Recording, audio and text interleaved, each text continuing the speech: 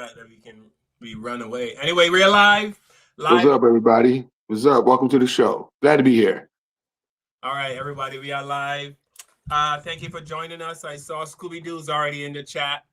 Beautiful. Um, so today we have some. The show's gonna be tight today. We always try to keep the show to an hour, but it never really happens. But tonight we're gonna keep it tight. We're gonna keep it to an hour. So the topics we're gonna discuss tonight are black faces and white spaces, which means what should we tell our black friends, black children, family members? If you're in a space where you're the minority and it's majority white, what do you do? How do you carry yourself? Is there a certain way? Are there certain rules, certain things to do, certain things to say, certain places you should not go, certain places you should go? Obviously, something needs to be done because it seems like whenever we're in a space where we are the only one, something always happens. We don't always hear about it on the news because I've had several situations in my life where I was the only black person and some things happened that I thought white people would have my back and they did not, absolutely did not. So we have to carry ourselves and we have to be fully aware that this is a thing. Kevin and I have white friends and we talk about it all the time, but are they really our friends? You know, friend, that word friend can be debatable. Also, the immigrant killings, there were 3 this week, I think. There was one in Texas. Then the other one's in Florida, I think, where the guy was running from ICE and got hit by a 18 wheeler. And then another guy got shot in Maine. And third topic is Jay-Z. They're calling him Jigaboo Jay-Z, Jigaboo Jay, because he said some things about calling Kaepernick. And he said about, him partnering with Target. A lot of people are not happy with Jay-Z. Some of his loyal fans are not happy with him. And we're also going to touch on that. And if you want to join in, I'll put the link in the chat. And Tiffany's probably going to leave. Sorry, Jay-Z. I don't know why, Tiff. I've sat here Sunday after Sunday and listened to people from the Caribbean be dragged. And I sat here and I Are you serious? Nobody never dragged the Caribbeans. The Caribbeans be dragging us. What are you talking about? We don't drag the Caribbean. We just keeping it real. I did not run. I did not run away. I sat here, so you can sit through the Jay-Z. It's not that serious. Jay-Z, I mean, it's Jay-Z. He's just another guy, right? He's just another guy, entertainer, billionaire entertainer. He don't give a shit about me. You are, Kev. So, he's doing some things right now, and the black community is not happy. And so everybody knows Carl and Tip. I'm the biggest Michael Jackson fan on the planet, right? But Michael Jackson gets criticized for some of his things he's done, like, adopting the white kids and things like that, and not adopting, African-American kids, so he's been criticized, and I've stood by and say, hey, yeah, y'all can get on him about that. I can't even defend that move. I don't know why Michael did what he did. He's the best entertainer this world ever seen, but I disagree with that, and we don't talk bad about Michael. We don't talk about Michael. We would never. I think that us as black people, that's our problem. We're always talking down on our own people. And you look at the Jews, you look at the Asians, you look at them. They don't do that. They don't make this publicly to disrespect people that is of the same hue. We might not agree with everything that they do, but I would never ever. And that's something that I would say about, shout out to Memphis Bleak. They actually tried to get him to talk bad about Dame Dash. He said Dame Dash can talk bad about us all day.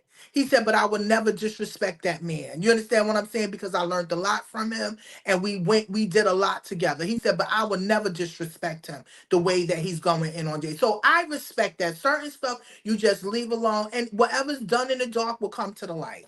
Well, to your point, Tiffany, and I don't know if we're starting off the show on this, but to your point, Jay-Z should have took his own advice, or the advice you just gave us, because he took 5 sold-out nights at Yankee Stadium. It wasn't 5, it was 3. well, 3 sold out nights at Yankee Stadium. He took every night on that stage to not only go through his catalog of amazing music or whatever, but he also took the mic and took the opportunity to take jabs at other black men. No, he did a freestyle. He did a freestyle because everybody, including like one black man who, as far as I'm concerned, is like a Black Panther. I mean, his brother has put his ass on the line over and over again for black people. You know, he don't even have close to the money Jay-Z has, but Nolan's autopsy was paid for by him, not Jay-Z. And this guy putting his money where his mouth is. That's all I'm saying. We honor and respect that. We honor and respect that. Well, I wish Jay-Z would honor and respect him, because you can't take shots at a guy that is beloved in the black community. And Jay-Z is beloved in the black community. He wouldn't be a billionaire if it wasn't because black people made him a billionaire. We're the ones who bought the records and the CDs and supported his career. So not Target, for example. Target didn't make Jay-Z a billionaire. Millions of black fans who couldn't even afford a ticket to Yankee Stadium is why he was at Yankee Stadium. He didn't even have the decency. He's a billionaire. His wife's a billionaire. And 2 married billionaires didn't even have the sense to lower the ticket prices so his real fans can get in and see the damn show. Because most of the people that want to go to that concert couldn't get there because they don't have the money. I know almost all his fans that went there and they sacrificed. The tickets wasn't that much either. All right, we're gonna do the music and then we're gonna come back. We're gonna start off with the Jay-Z. Get it out the way because get out the way. Then we can move on to greener pastures. All right. Absolutely.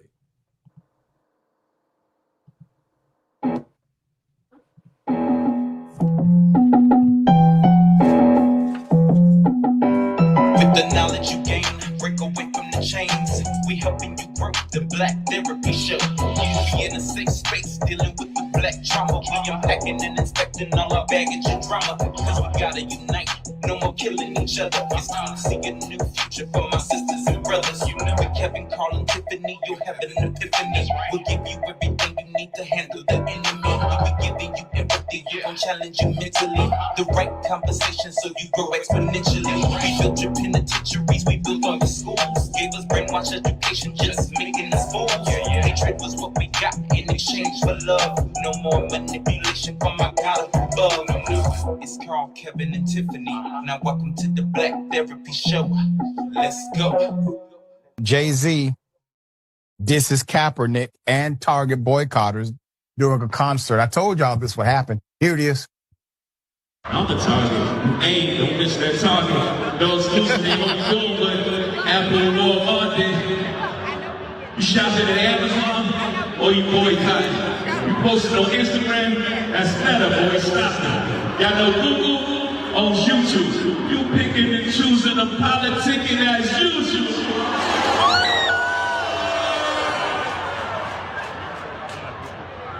They didn't keep the narratives, it's embarrassing. They running up characters, had to bring back up Kaepernick. Buddy took a check, I ain't even mad at that. The longer that check, signing non-disparagement. I'm the one they can't control. Y'all better be glad as him. I'm the one they can't control. You better be glad as him. $500 million back in the community. That's just good math for him. I don't listen to Twitter activists, they type it, I laugh at them. Man, what up? Put it up full mass.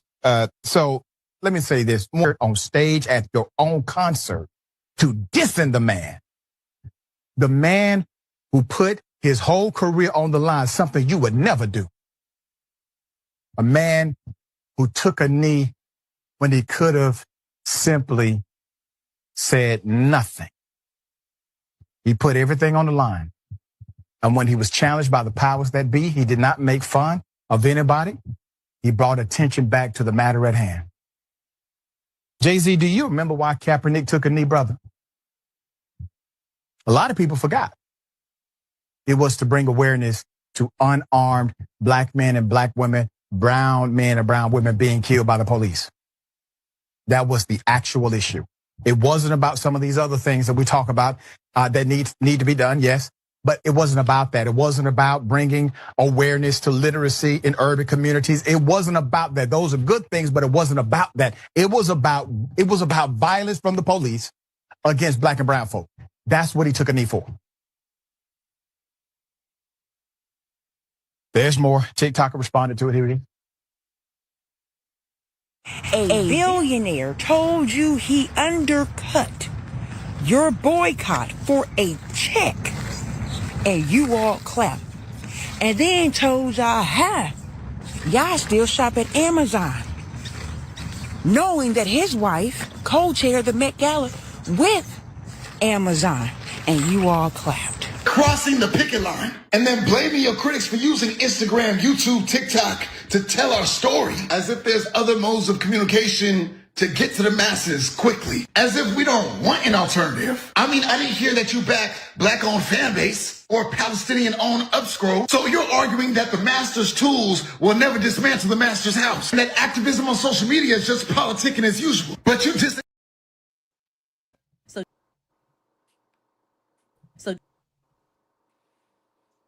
So Jigaboo Jay-Z was performing last night at his 30th anniversary of Reasonable Doubt and decided to stop and address Twitter activists and throw shots at Colin Kaepernick. Sold out. Yeah, I did sell out. 3 nights. I sold Yankee Stadium the hell out. I'm a target. You ain't. Don't miss that target. No exclusive. They only doing what Apple and Walmart did. You shopping at Amazon or you boycott? You posting on Instagram? That's Meta, boy. Stop it. Y'all know Google owns YouTube.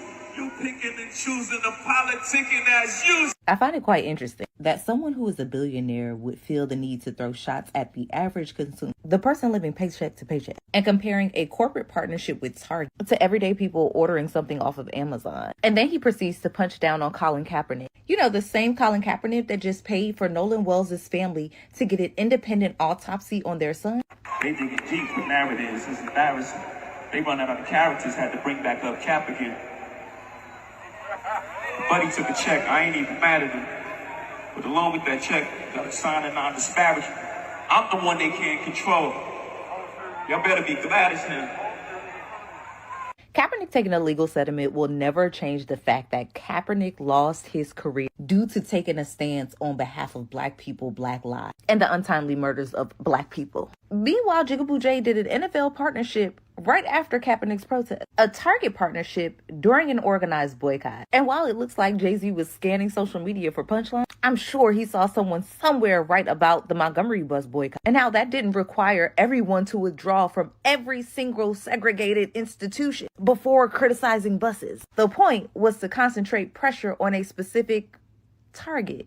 But hey, what do I know? I'm just merely an online activist running out of characters. But I'd rather that than be seated with these characters. If they want to do something about what they saw as injustice, they could do it. They're with those people all the time. They give them money. They keep them employed. They get them elected. They don't need Jay-Z to have a conversation about social justice. But that's never been the conversation. What they want is silence. They want your quiet. They want you to be distracted. Anybody can own an NFL team. If you have the money, anybody could buy an NFL team. Why him? It's a lot of billionaires. What they want, what does he have that other people who have the billions of dollars necessary to buy a team, what does he have? Influence. And what is influence for them? Silence. I want you to shut up and play, and I want the rest of the country to not be distracted, to keep doing what we do. We read a report earlier where it talked about the Super Bowl halftime was down significantly, and they believed in part because black people were not participating. That's what I need. You know why these owners are so good at this? Because they've been doing it forever, for decades. These are mostly 80 and 90-year-old white men who've learned how to deal with black people for a long time. DL's whole point is that Jay is a tool for white corporations. He knows exactly what he's doing. He knows the damage it causes in the black community. He just doesn't care. Because at the end of the day, Jay-Z is a billionaire first and a black man second. And like every billionaire out there, the only thing he cares about is hoarding money and power. Now, I also want to remind you of this email from the Jeffrey files, where Jay-Z's name popped up. And the fact that this email didn't get any coverage in mainstream media should tell you everything you need to know. So this email dates back to 2014, and it's from Jess Staley, former CEO of Barclays and JP Morgan executive. Staley was writing to Jeffrey at the time when massive protests were raging in Brazil. These protests were mainly driven by anger over the high cost of hosting the 2014 FIFA World Cup and the 2016 Olympics at the expense of public services. So Jess Staley wrote to Jeffrey to tell him he doesn't have to worry that black people in the US will follow Brazil's example. Why? Because black protesters had been bought off by Jay-Z. Here's exactly what Staley wrote. You want to know why we are not Sao Paulo? Watch the TV ads on the Super Bowl. It's all all about hip blacks in hip cars with white women. The group that should be in the streets has been bought off by Jay-Z. But not one single mainstream media outlet reported on this email. Think about what that means. They'll write about all the salacious stuff from the files. Who flew on the planes, who visited the island, who did unspeakable things to victims. But an email that literally spells out how billionaires keep the masses pacified and stop us from protesting? Complete silence. This is why they want you to stay distracted. And this is why they need black billionaire entertainers like Jay-Z and his wife. But we're not done yet. I also want to show you what Van Lathan just revealed about Rock Nation trying to smear Kaepernick's name. Van Lathan used to be a senior producer at TMZ, and on a recent episode of the Higher Learning podcast, he revealed that Rock Nation was seeding negative stories about Kaepernick to justify Jay-Z's NFL deal and undermine Cap's movement. I know for sure. All right, so we're gonna kick it off today talking about Jay-Z. Here's my thing about Jay-Z, and not only Jay-Z, black celebrities in general. I think we as black people, we're trying to start a movement, right? So we decided to boycott Target. We decided to boycott the NFL. You know, whatever we do, it's because black people are being harmed. Something's being done to black people, and we need every single black person to join this movement. Some black people have big influence. Some black people don't.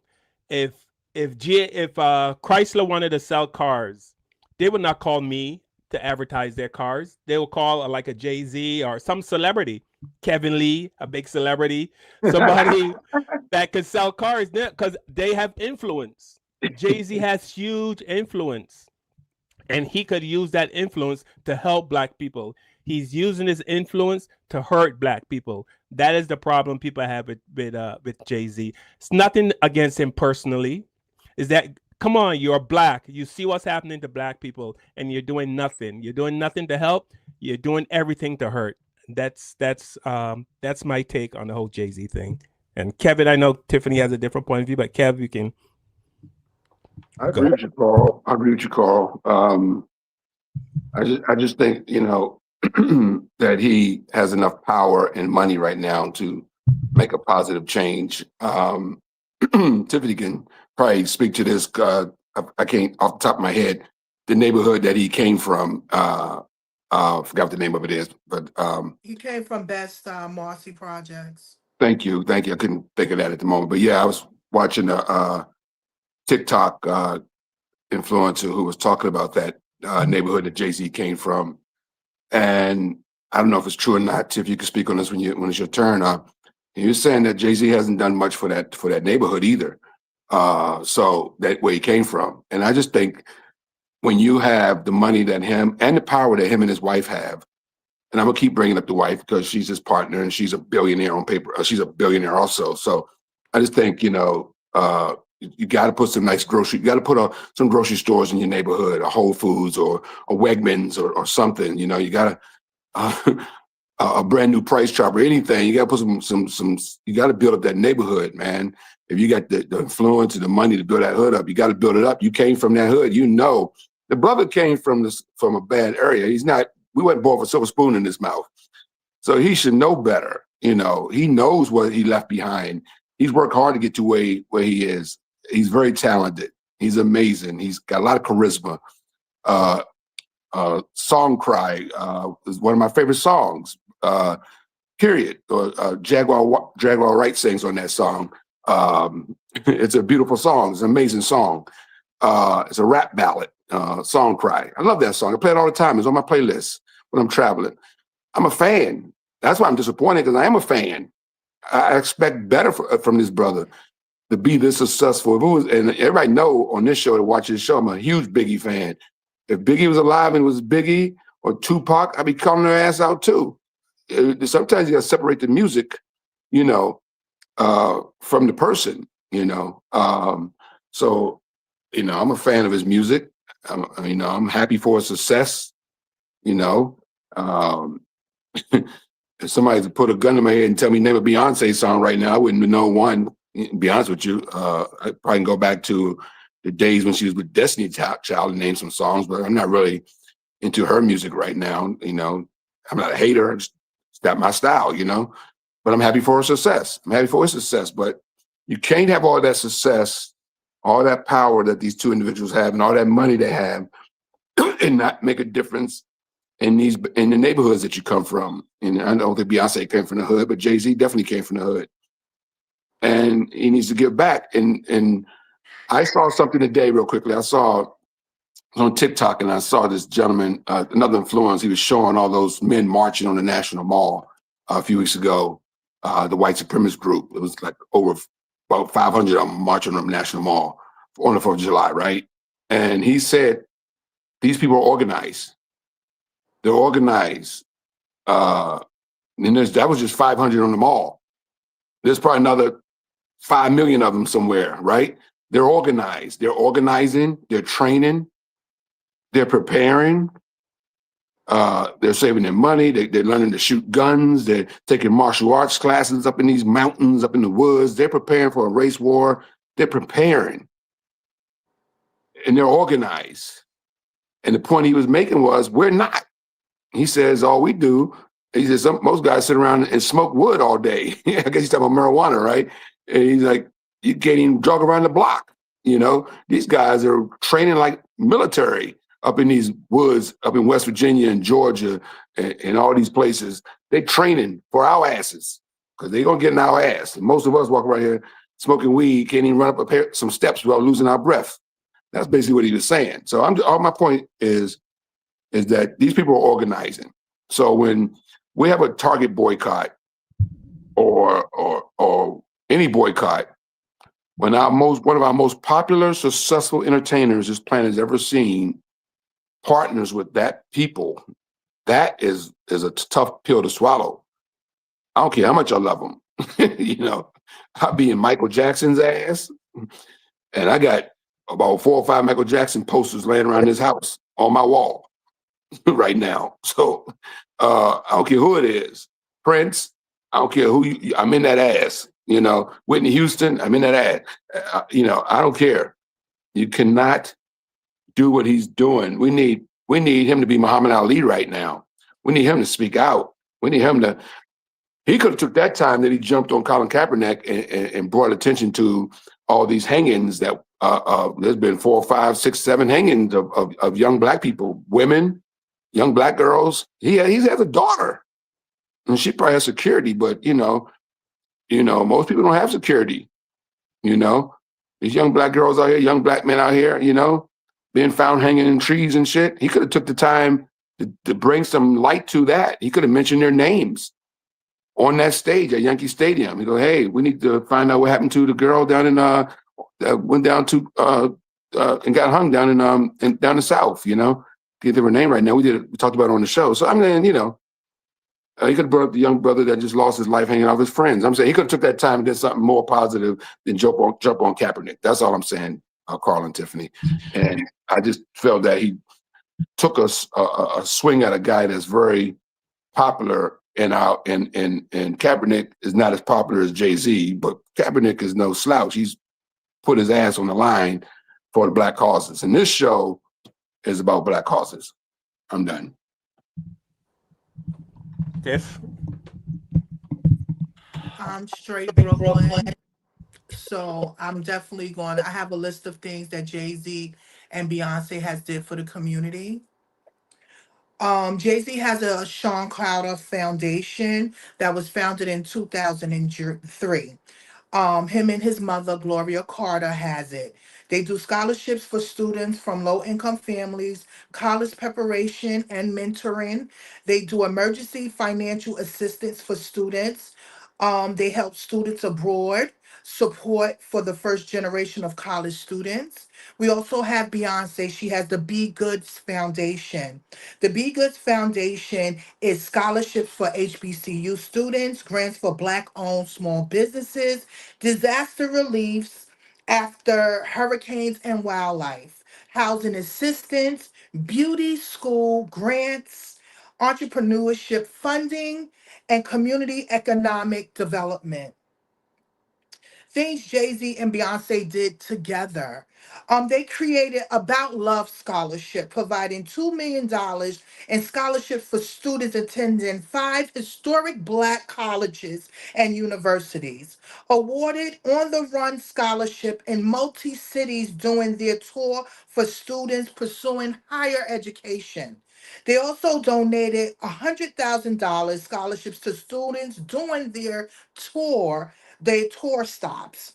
They support Black communities, donating $1.5 million to civil rights organizations, including Black Lives Matters, Hands Up United, Dream Defenders, and the Trayvon Martin Foundation. They do disaster relief, Hurricane Harvey relief in Houston, Puerto Rican hurricane relief, Mexican earthquake, the Caribbean disaster, winter storm assistance, Florida hurricane, and Los Angeles wildfires relief through the Be Good Foundation. They helped with the COVID. Millions of dollars towards mental health, essential workers, housing assistance, small Black owned businesses, food assistance, and community organization. They also did criminal justice, financial support for bail funds during protests, funding for criminal justice and legal services, donation support and legal aid in undeserved communities. They both together founded two major charitable organizations, awarded millions of dollars to scholarships, invested in historical Black colleges and universities. They donated to many disaster relief, Black-owned business grants, civil rights, criminal justice, housing, and food relief. That's all I would say about Jay-Z and Beyonce.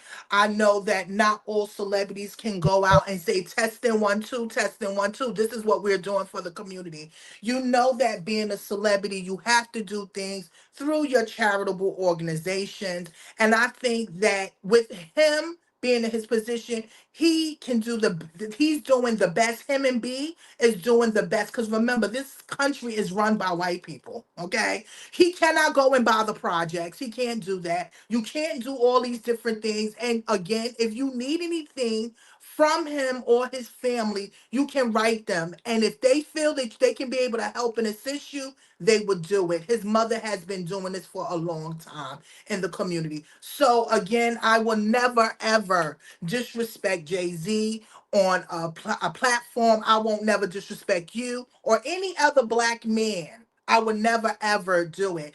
And with the Kaepernick, he only mentioned that is because they keep saying it online. You did this to Kaepernick. You did this to Kaepernick. If Kaepernick he wanted to continue his fight, he didn't have to sign the check.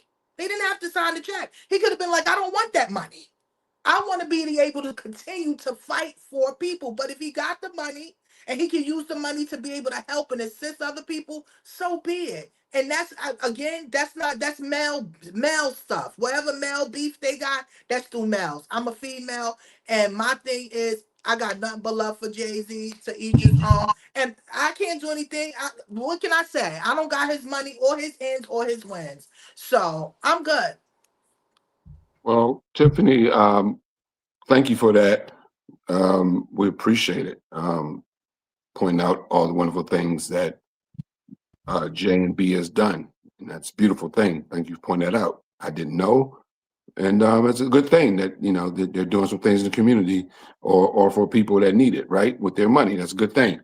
That still doesn't excuse him going after a Black man that's doing good things for our community also. And I'll leave it at that.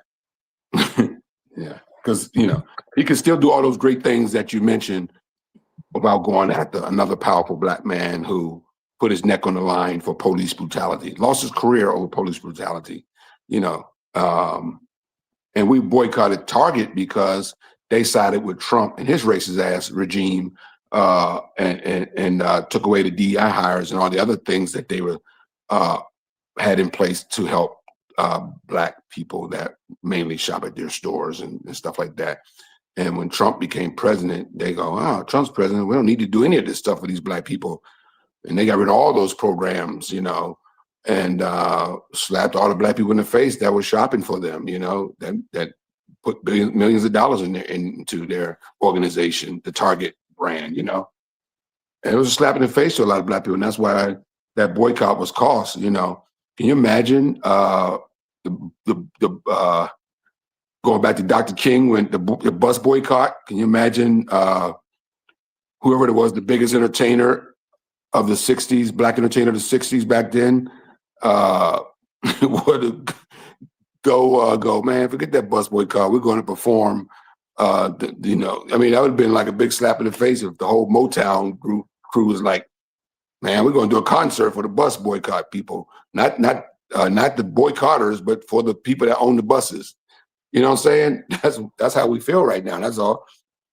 So yeah, it's a touchy situation because we're talking about a very celebrated, well-loved entertainer, him and his wife, and right now he has some damage control if he cares, though, Tiff. If he cares, maybe he doesn't give a shit, but Well, he he's doesn't. coming out with his 4-part interview. They're going to be interviewing him. I don't know if it's on Netflix or HBO, and people can watch and see how he feel about certain things and everything that's been going on these past couple of years.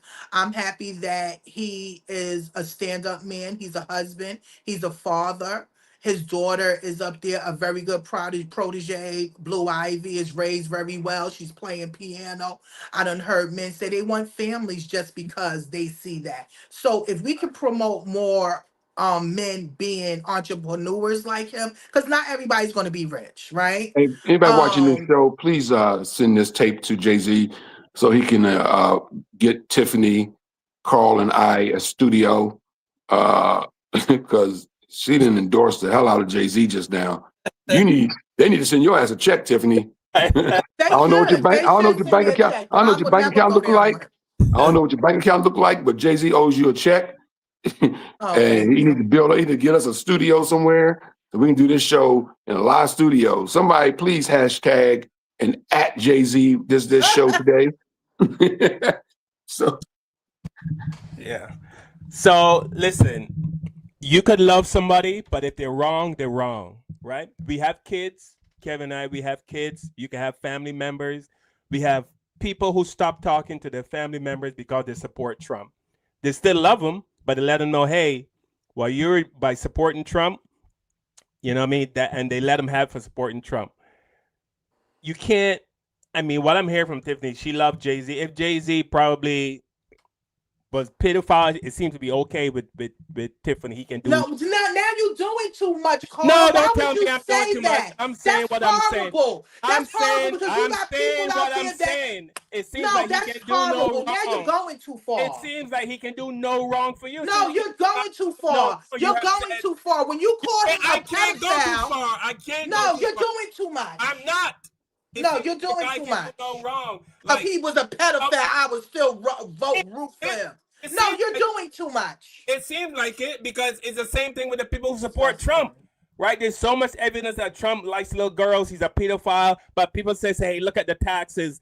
My taxes are low. My 401k is going up. They don't care about that part. That's the kind of energy you're giving Jay-Z. Like no, he can do. I'm not giving you that. have said nothing. You're telling me that there's nothing wrong with what Jay-Z is doing? Nothing wrong with what he's doing? I'm not getting involved. We don't know what goes on behind closed doors. I don't need to know. We don't know what goes on behind closed doors. You're not going to sit here and tell me, oh, if he was a pedophile, you would still root for him. That's disgusting. It seems like the man can do no wrong. And remember, I am a victim of rape, so you got to be. No, we're not even talking about that. No, we're not gonna divert to that. No, you're not gonna know. You got to remember that's touchy. That's touchy. Well, it's not. I was just making a reference. I was just saying the seem the guy can do no wrong. It would seem the guy can do no wrong. If there's nothing you have said, nothing negative or something, anything to say that Jay-Z was wrong for what he said. Well, I don't want to say he's wrong, but if he's supposed to be part of the black community, and we have this movement where we say we're boycotting Target, and he comes out and he's with Target. We're boycotting the NFL. He goes with the NFL. You know what I mean? That's not a person that's with the black community. Tiffany's gone. I don't care. That's not a person that's with the black community. You know? And that's my point. Like, Kevin, you brought up the bus boycott. You know, when Dr. King was marching, Harry Belafonte was in the right. Sometimes you saw Harry Belafonte. They had all the big celebs. Why? Because they know those people have influence. Right. Yes, all the big celebrities had influence. So Dr. King had the Sammy Davis Jr.'s and the Aretha Franklin, probably the biggest out of that group, and of course Halle Belafonte, and you know some and he had some white allies. Frank Sinatra also was down with Dr. King, and forgot the other guy, the other crooner singer from Vegas. He was down with him too. So yeah, King had white and black celebrities marching with him for rights for everybody. Tony Bennett. Tony Bennett was also there. I just saw a picture that was intriguing. It was a picture of Bernie Sanders when he was young. I think I sent it to our chat line, guys. It's Bernie Sanders when he was young, being carried by like 5 cops. They had him by the legs and by the arms, carrying him, and under arrest. And he was at a Dr. King civil rights protest. He was there protesting for our civil rights. Bernie Sanders, the old man that we see now, was once a young man who was out there on the front line with Dr. King getting his ass handed to him. So what do you think of Bernie now? He put in the work, man. He put in the work. Yeah, Bernie been down for a long time, though. Yeah, Bernie put the work in, man. So people find him to be a crazy old man now, but some of the stuff he says makes sense. He's a socialist, whatever the hell that. Socialist means socialist means take taxpayers' money and help everybody. And is that what they call him, Madami? They say they call him Madani a socialist because, and Bernie Sanders endorsed him, by the way. They call him a socialist because basically a socialist is a person that wants to use the government to help people. And government don't want that. They don't want nobody. Billionaires want to stay billionaires. Millionaires want to be millionaires. Everybody at the top want to be rich, and they don't want nobody to come up. So if you're a socialist down here while they here, right? Yeah, if you're a socialist like Madani wants to try to do things to help New York City have an even playing ground. And it's a long way to go. But he's doing some things to try to help, New York become an even playing ground. He froze the rent, for example, in some places where they can't raise your rent because every month the rent goes up. Yeah, every 6 months, every time you have to redo your lease, it goes up. And it can't go up no more. He froze that shit. He put a freeze on it, yes. He froze it, so they can't do it anymore. So, and these rich people hate that, Tiffany. They hate that he's helping people.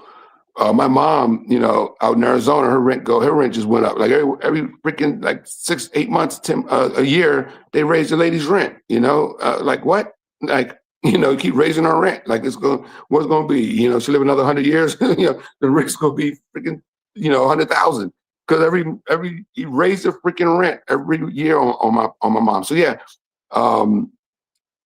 so that's happening a lot in New York City. These greedy ass rich people are raising these rents on, raising the rent on people. So he froze that. Everything is going up. So he's trying to do things. He's trying to build some grocery stores too, that in certain communities to help too, Tiffany. And they're against that. All the bodegas are against it because those bodegas, the fruit stands and stuff, they're the ones gonna take the hit. Well, listen, if you're not supporting our community and giving back to our community, I don't care. People should not be starving. We have earth. We have the earth that we can grow things. So we don't supposed to be starving. So if it's gonna hit certain people, I was just delivered some beautiful vegetables and stuff from a program and an organization, and I appreciate it. I appreciate the fruits, the cabbages, the vegetables. I appreciate, and it was freshly grown from the ground. You understand? So we have to support more of helping our community, and getting fresh food and not price gouging. Because a lot of these people from other countries that own these businesses are price gouging. I mean, let's keep it right? They real. call bodegas. In my That's what they community, call. Spanish people run this. You don't see really not so many black people in there working, but they're price gouging. That we have to go out of our community to go and buy food. You understand? Because y'all want to charge $8 for some orange juice when you can go somewhere else and it's $3 or $4 or go to Aldi's. So we all are on a budget. and things need to change, and if Madami or somebody is making it easier for New Yorkers, and it can give help other people that's in other states, help them, because people in other states need help too, because it's hard, because you're living to pay rent, you're living to pay your bills, take care of your children, and by the time you sit there, you have nothing because you done paid everybody. You can't go on a trip, you can't do nothing for yourself or nothing like that. So things do need to change. So he's making some changes, and it's going to take some time, Tiffany, but he's on the right track, and everybody's coming. All the haters are coming after him with Oh this yeah, because he's socialist doing thing. good things. Yeah, They you don't can't do want good that. things for middle class people or Hmm. poor people, because if you do, then you're considered a socialist, because you want to take taxpayers' dollars and not use it on wars, like most Republicans want to have wars and use billions of dollars on wars instead of taking those billions of dollars and giving everybody health care. So that's the Yeah, you problem. got listen. Look at what's his name. If y'all we want to talk about somebody. That damn Elon Musk Oh is a Lord. billionaire. No, excuse me. Isn't it zillionaire or something? Trillionaire? Trillionaire. He can be I able think to he's the first feed America's first everybody. trillionaire, yes. He can America's be first able to help trillionaire. everybody, and we want to argue about all these people that are bought. Half of these people are bought and paid for, but you got all this money that can help so many people, and they don't do it. It's sad. I heard that Jordan just opened up another free clinic in his community in North Carolina. You understand? And I think that's good. People need that. We need hospitals. We need that. But you already know it's red tape with everything, especially when it's dealing with black people. Amen. Carl, you still with us, man? Carl, I think your mic's No, it's working. okay, it's working. All right. You with us, bro? You with us? Okay. Yeah. Yeah. Yeah. All right. We can move on, man. We can all disagree on this show as we do many times. We've had some heated debates and heated disagreements on this show. That's what we do. And for the people that watch that hate on us every week, we don't always agree on everything on this show. No, we don't. What we do agree on is that racism is real. Yes. And we should all agree that Black people should help each other. Yes. More. Yes. So but no, there's no perfect human beings. But I'm glad that you did do some homework and point out some of the nice things that Beyonce and Jay-Z are doing. But hey, before we end this, we'll end and move on, man. But we need more. We need more. We need a lot more, and it's not only from him; it's other people out there. Like, look at what P Diddy going through. You could have did so much for your community. This man was making almost 50 million, 60 million a year with his money for liquor. You could have used that money and opened up your own distillery. You could have used your money and opened up a factory so we don't have to go to China and have people make our outfits. You understand? Like I'm saying, you have these people that are part of us, Barron Allen, all these people, they have money that we can be able to build something or do something more for our community, and they're not banding together. So my thing is, we're going to have to just help the ones that cross our paths, and try to help as much as we can. But I can't argue with rich billionaire issues because, like I said, we don't know what they go through behind closed door. We don't know what's going on. But to ones that do help and reach out, or they help in silence, we honor and we salute you. Yeah. But we need all our celebrities to come forward. But they're not. Yeah, They're not. Most of them aren't. they're And then you not got because they those. You protecting got their those who do money. things. You got those who do things behind the scenes. That we don't hear about until they pass away. You hear about a lot of stuff that Because Prince Prince did. did a lot of stuff. They Prince did said a lot of Prince stuff. did Yeah. a lot of stuff for people, and they never put it out because he didn't want it out. Right. A lot of people, you got a lot of celebrities that are very humble, that they don't want that information out. You understand what I'm saying? Just like if you win the lottery ticket, you really can't tell everybody because they're going to become looking for you to kill you, or they feel like you supposed to do this. You supposed to do that. Why you not doing this? A lot of people don't owe us anything. You if I hit the understand what I'm lottery, I'll be doing this show from Bahamas next week. So y'all want to kill I me? Y'all have to feel come. you. You have to come to Bahamas and kill me because that's where I'm gonna be at. That's where the hell I'm gonna be at. Yeah, I want to be Killed there in the too. Bahamas. By the beach. That's the last place you want to go, actually, because them Bohemians will get your ass. Oh God, thank you. Well, I'm gonna say, and this is gonna be my last word on this topic. And I feel strongly about this. Just because you're a celebrity, you don't get to do whatever. You don't get to say whatever. You can do 1,000 things great. If you do one thing wrong, I don't see why you can't get called out for doing that one thing wrong. No one's saying that you're a horrible person, but you did one thing that we don't agree with. Why not listen and try to fix it? You know, I don't have anything against Jay-Z or but if we as Black people, which I don't understand how you can be Black in America, you see what's going on, you've been here your entire life, and then you still okay with turning your back. But I get it. You're in a billionaire stratosphere right now. Your friends are billionaires, and your friend circle is all white. So you got to keep those people happy. Remember, I told a story about Damon John, the guy that owns Fubu, who was worth over 400 million at the time. He said something about Louis Farrakhan, and the Jewish people got upset with him, and he had to apologize. This is a man with 400 million. Why did he apologize? Because he knows his 400 million came from those people. So he didn't want to say anything against them because, again, that's where his money comes from. So I get it. Jay-Z is in that area. I mean, I showed a video where Jay-Z was in a walking club, and somebody took a picture of Jay-Z walking with all these older white men. They were like, "What the hell is Jay?" I'm sorry, that's funny.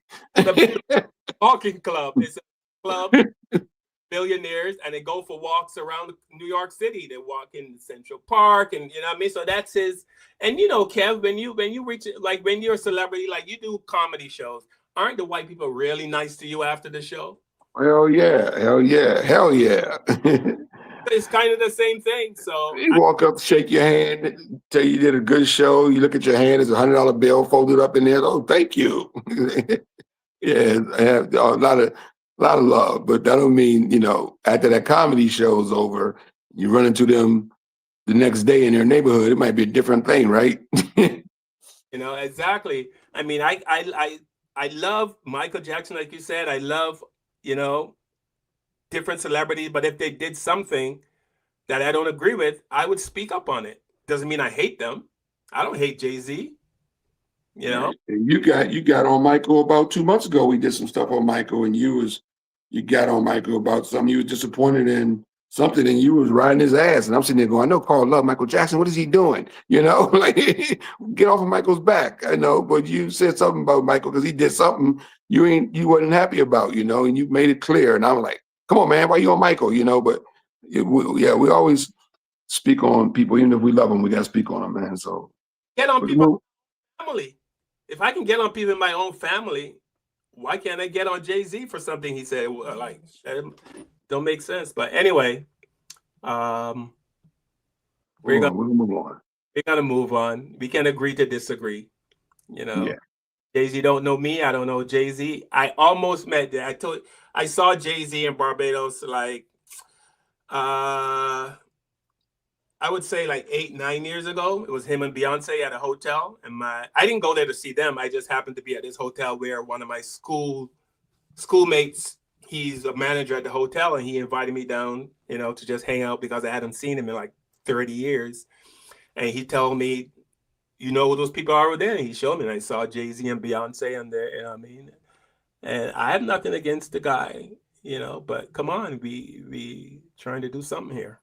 Well, he's going to be on this show helping us out because somebody's going to send him this tape of Tiffany talking about how great he is, and he's going to come in and buy us a studio. We're going to be sitting in some plush leather seats in a lighted studio in Manhattan doing this show. Carl, you're going to have to commute down from Manhattan and scoop Tiff and meet us at the studio. Y'all not coming in the building. I'm They was talking about you. We not letting these cats in the building, especially that one, that car. We not letting him in. We not letting him and Kev in. We not letting y'all in. Fucked up. All right, moving. Tiffany, you know I love you. You know I love always. We gotta keep it moving. So Tiffany told me we need to talk. We talk about black space. How do we act when you're a black person in a white space? How do you act? What do? You move different? Do you talk? Yep. They say, well, black people, we have to what we call code switch. We speak a certain way when we're around white people because we want to make them comfortable, I guess. But we have to think, and we've known this. Black people know when you're in a white space, you have to move differently. There's certain things you can and cannot do. And we really have to be on our P's and Q's when we're in spaces where we are the only one. Because if you think for 1 second that you are accepted in that space, there's a 99.99% chance you are absolutely wrong. I worked for this company one time, and there was this old white guy. His name is Joe. Joe was about 70, 80 years old at the time. At that time, I was like in my 20s. And we would walk by the women's bathroom at lunchtime. And whenever we walked by the women's bathroom, Joe would pound and kick the door, really, really hard. And inevitably, somebody would open up a door, and of course, 99% of the time as a white woman, she would open up the door and stare at the black people because it was Joe, and it was like 4 of us who were black, and then Joe was the one older white dude. And they would just open the door and look straight at us, and Joe would laugh. You thought that was cute? But he would go, I knew they wouldn't think it was me, and he would laugh. That's not nice. But I'm just saying that's an example of, being a black person in a space where, you're the only, we were the only ones, actually. There were more of us than Joe, but it's still. And I would have pointed right at Joe. That was that white bastard. They wouldn't have believed. They would not have believed it. Anyway, what's your opinion on black faces, and what do you tell your kids? What do you tell Angelo about racism? How old is Angelo? He's still young. He's too young. He's 5, but he's young. We haven't had a talk yet. It got a few years before we had that talk. Look, I didn't have any. My parents didn't give me any talk. Well, my dad.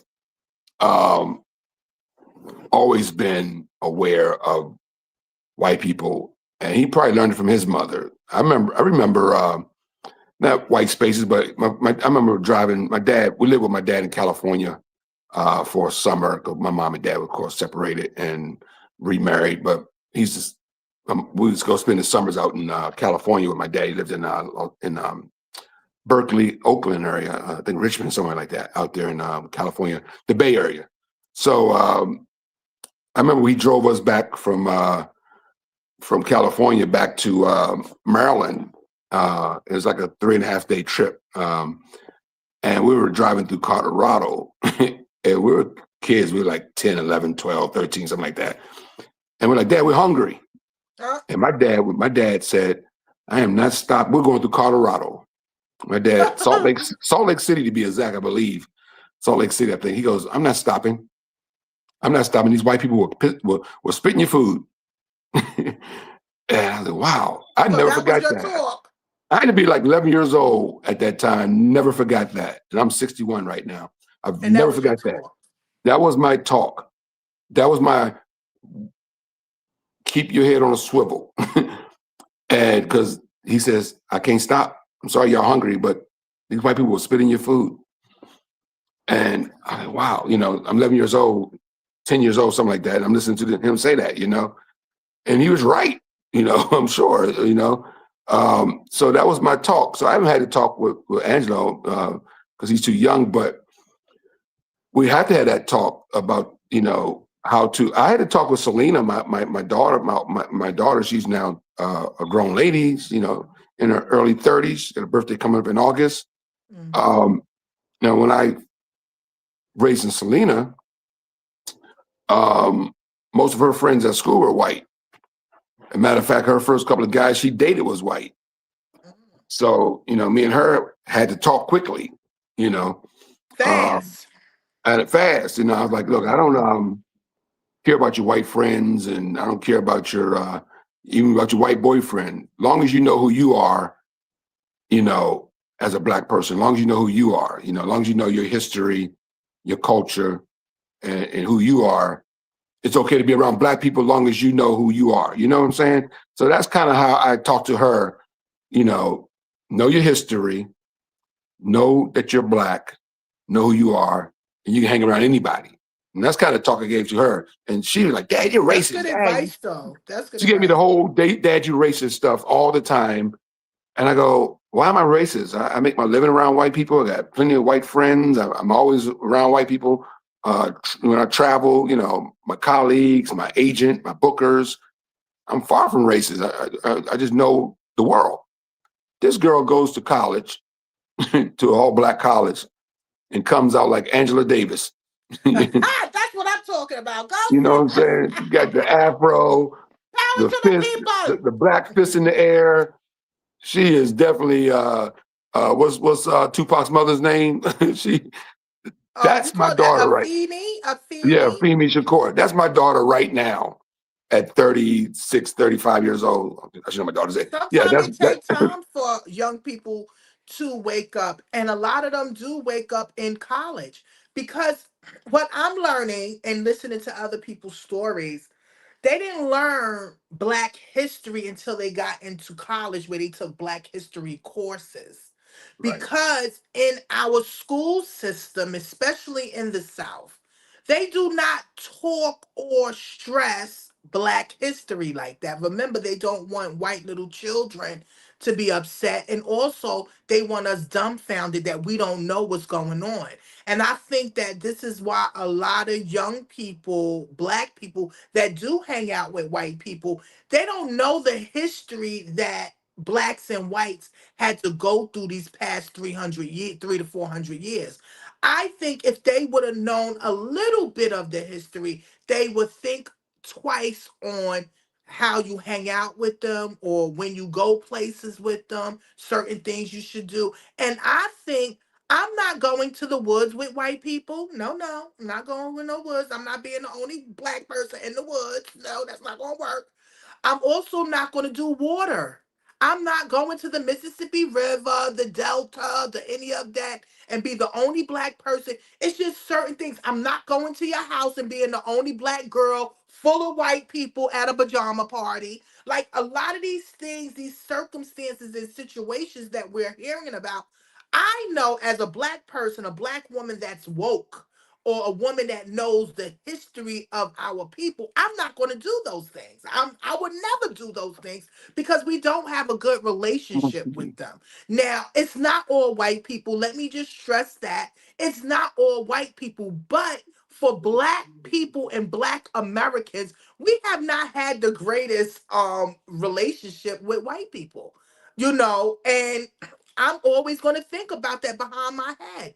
I'm always going to be on point. I'm sorry. And I think that everybody should be like that. It's sad that we as people, Black people, have to have these talks with our sons, with our daughters, to express to them, please be careful. Please be on point with your white friends or anything like that. We have to do that. But they don't do that with their children because white people feel safe with us in a way. They're scared that we will beat them at a certain level, but they are really safe around us because they know that we're not going to hit them, we're not going to hurt them, we're not going to bother them. We walk right past them. Only way we're going to come for you, if you come in our face, you try to hurt us, we are going to swing. We're not allowing you to hurt us or to abuse us. So again, it's sad that we do have to have these conversations, but we have to be very cautious on who we hang out with, and we have to stress this to our children also. All right, here's a brother talking about the same topic. I haven't made space for white people in public or on the sidewalk for years. Not because I'm rude or not because I don't have manners, but because white people expect us to, due to the history of our positioning as Black people in this country.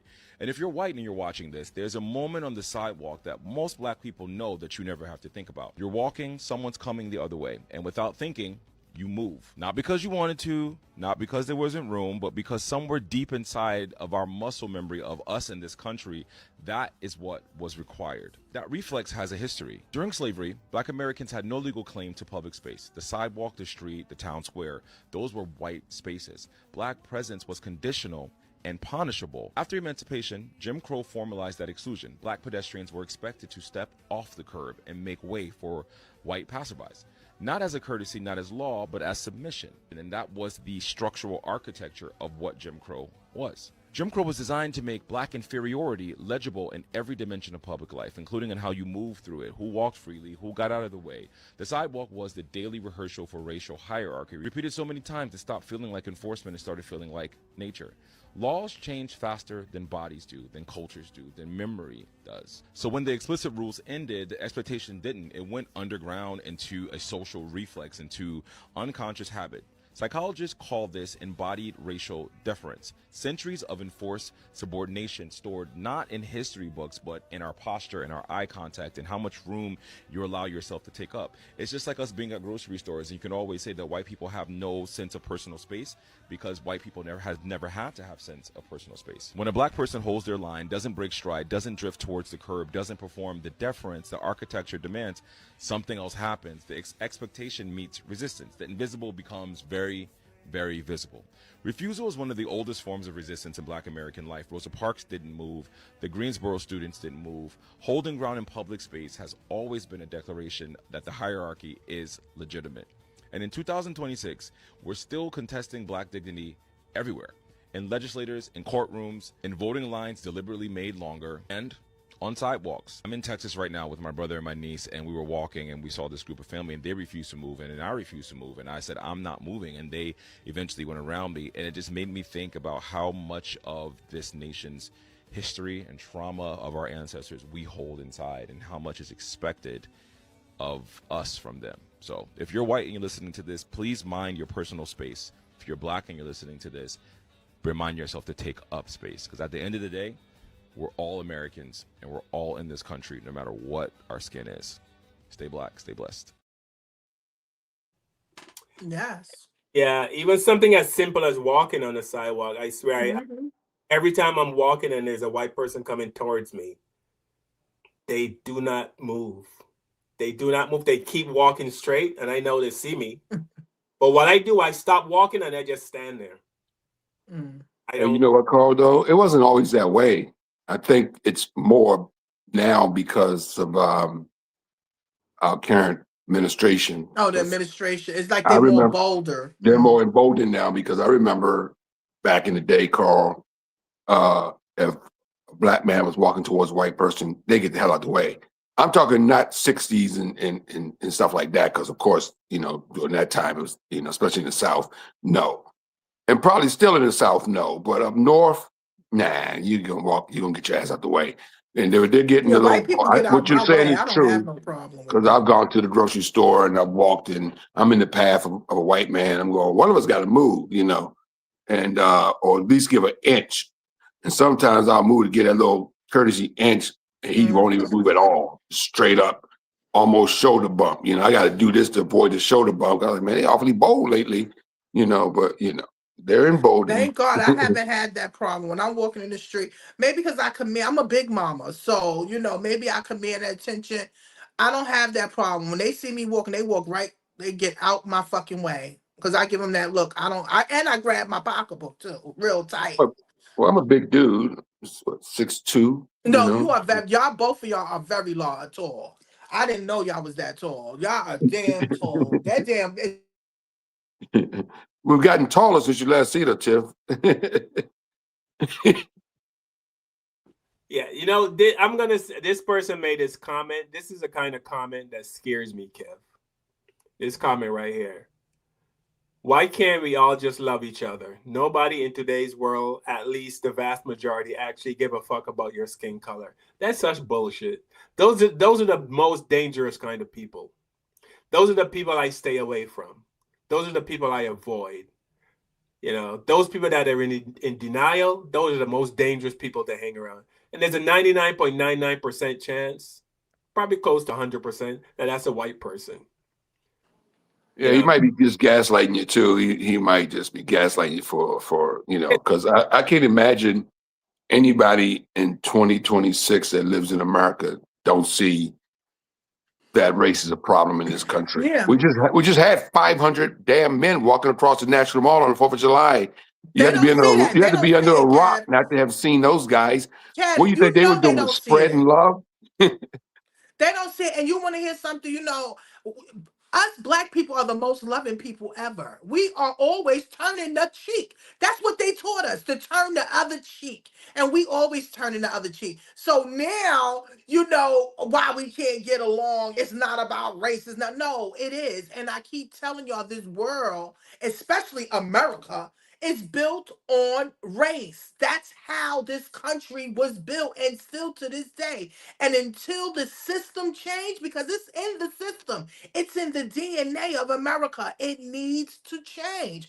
And I said it last week, America needs a psychiatrist. It needs a life coach. It needs to face the wrong it has done, make amends so we can move on. And until America do that, we're still always going to be talking about this race shit because it's a part of the culture. Until they say it's an issue and we want to make change as white people, it's nothing going to change. It's nothing going to change. They have to make change.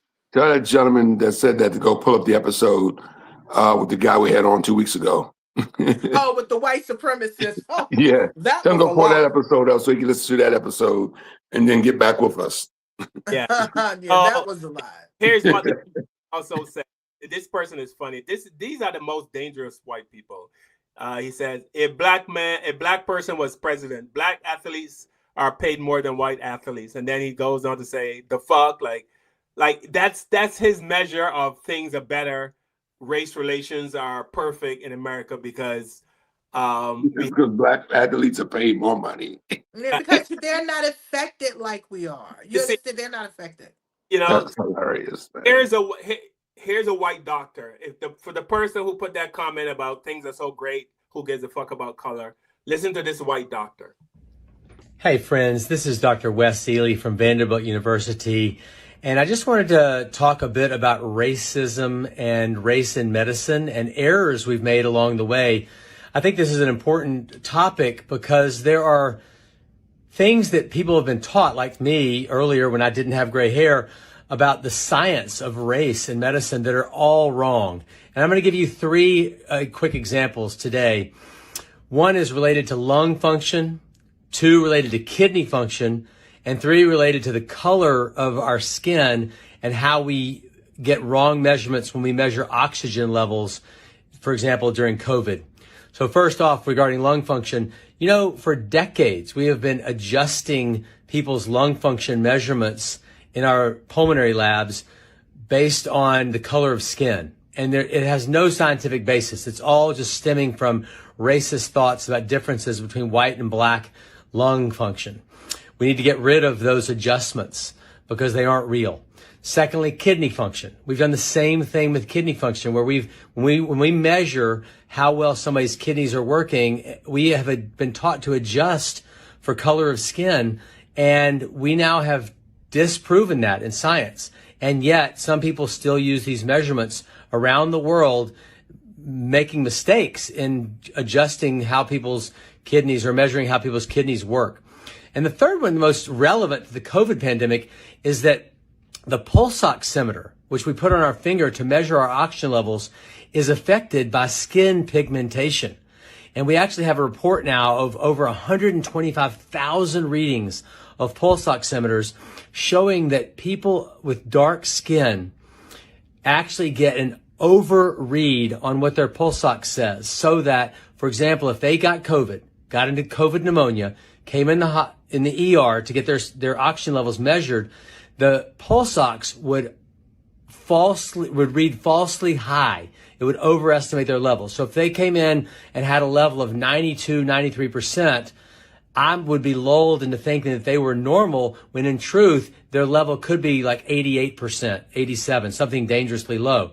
So I have to know that, and you need to know that, so that if you're getting your oxygen levels measured with a pulse ox and you have dark skin, that we can use, for example, a blood draw to measure that more accurately and understand if different therapies are needed for somebody with COVID if they have dark skin and we've misrepresented what their oxygen levels are. All these things are, I think, critical issues for us to consider when we're trying to rid the world of racism and especially the world of medicine. There's no place for it in the world of medicine. Let's all stay together on this. And thank you so much. Bye-bye. That's why it's called the practice of medicine, and they have to learn from it. It's so bad because I have a machine for my mom because I have to monitor her oxygen levels, and they tell you if it goes to 88, that means that she needs oxygen. But they told me at 91, she's safe. 91, 92. Isn't that something for him to actually say that it is, over race? That's deep to me.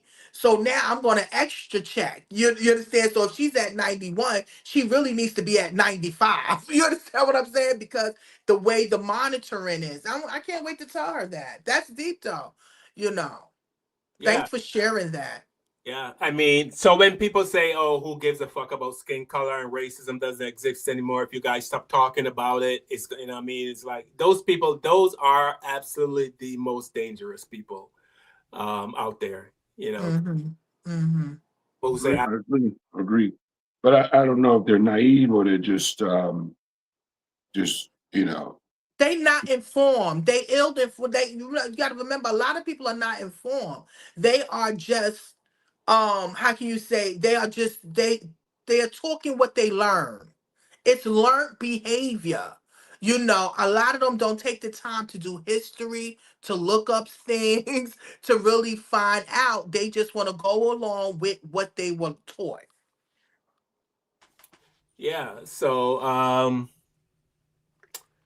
as Dr. King used to say, two of the most dangerous things in the world is sincere ignorance Yes. and conscientious stupidity, which is both basically means, what Carl just said, or what Tiffany just said. Like they don't want to know, or they do know, and they're just stupid, or they're just ignorant and don't know. It could be two things. You can know and or you can not know. You can know these things and still be ignorant, or you can be ignorant and not know. It's kind of like, I personally, I think they know, but a lot of people just want to wish racism away. They just wish it would go away. Just please go away. It can't. You're right, but it can't happen like that. But no, and they don't want to talk. If they do their part. Yeah, but they don't want to talk about it. They want to ignore it. They just wait to this. Can it just no? It's not gonna disappear. No. We need therapy. America needs therapy. Do what Germany did. What Germany did after the Holocaust. What did Germany do? Germany say, "Hey, we effed up. We killed the Jews. We did a horrible thing. We're really sorry. Here's reparations. Here's whatever you need." They put up monuments. They put so much. They just admitted it. They took responsibility for it. They talked about it, and now it's a much better place. I'm sure it's not perfect. But America, on the other hand, said we're gonna just keep pretending like it doesn't exist, and that's why it keeps thriving. That's fuel for racism to not talk about it. Why are white people so afraid to talk about it? It's not like you're gonna tell black people something we don't already know. They have like they're gonna surprise us with information about racism. No, we already know every single thing to know about racism. Because I'll tell you why, Carl. Because we had a comedian colleague of ours who's a Trumpster who put a post up about reparations a few weeks ago, and he was saying his family came over here. I guess that he's Italian. He lives in his family's from New Orleans, and he's like, nobody in my family owns slaves, so why should my money go to reparations? So the argument today is from this generation is, well, my family didn't do it, so why should I pay taxes? Or my family wasn't involved in it, or I didn't have any slaves, so why should I pay taxes? I didn't have no slaves, So that's the mentality that they have, is that they didn't have slaves, so why should they foot the bill for it with reparations for black people? But these same people don't have a problem with their taxpayer dollars going to use bombs to blow up schools over in Iran, So they don't have a problem with their taxpayer going to uh, uh, all the other things that just, are stupid and unnecessary that this country spends billions of dollars on every year. Space programs and all this other crap they're doing just to, spend all these billions of dollars. And we have the money to pay reparations, and that was proven just a few months ago when Dumbo decided he wanted to try to pay off the January 6 riders, right? He and had 1.3 billion he was trying to give these people. yeah, You that bill like got for shot real down. for tearing up The Capitol, what you call it? The U.S. tearing up Capitol. the Capitol and putting shit on it, you get paid $1.5 billion? No, I'm not doing it. I'm not doing it at all. And Carl, I definitely want to read out some of the names of the suspicious deaths and hanging that has went on and what is going on right now. As y'all know, we're still what's his name? Nolan Wells. Oh, well. Funeral is tomorrow. Wow.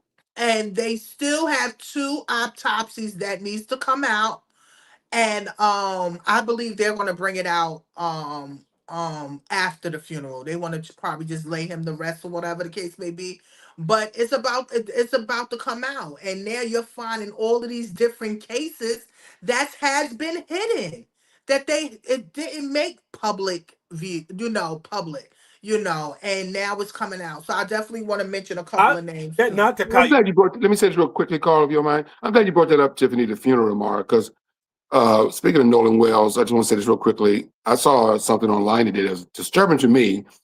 Was a black man that was on TikTok that was dragging Ben Crump, and I was reading the Oh comments, yeah, and a lot of people were beating up on Ben Crump, like yeah. a punching bag, calling him an ambulance chaser and all of this stuff, and just coming down on the guy really hard.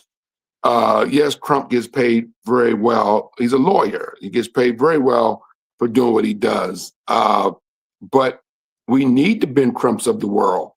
Uh, there's a catch-22 to it. Yeah, you pick on him and Sharpton for being these people that always involved in this stuff. But if him and Sharpton aren't doing it, then who's doing it? Because Nobody.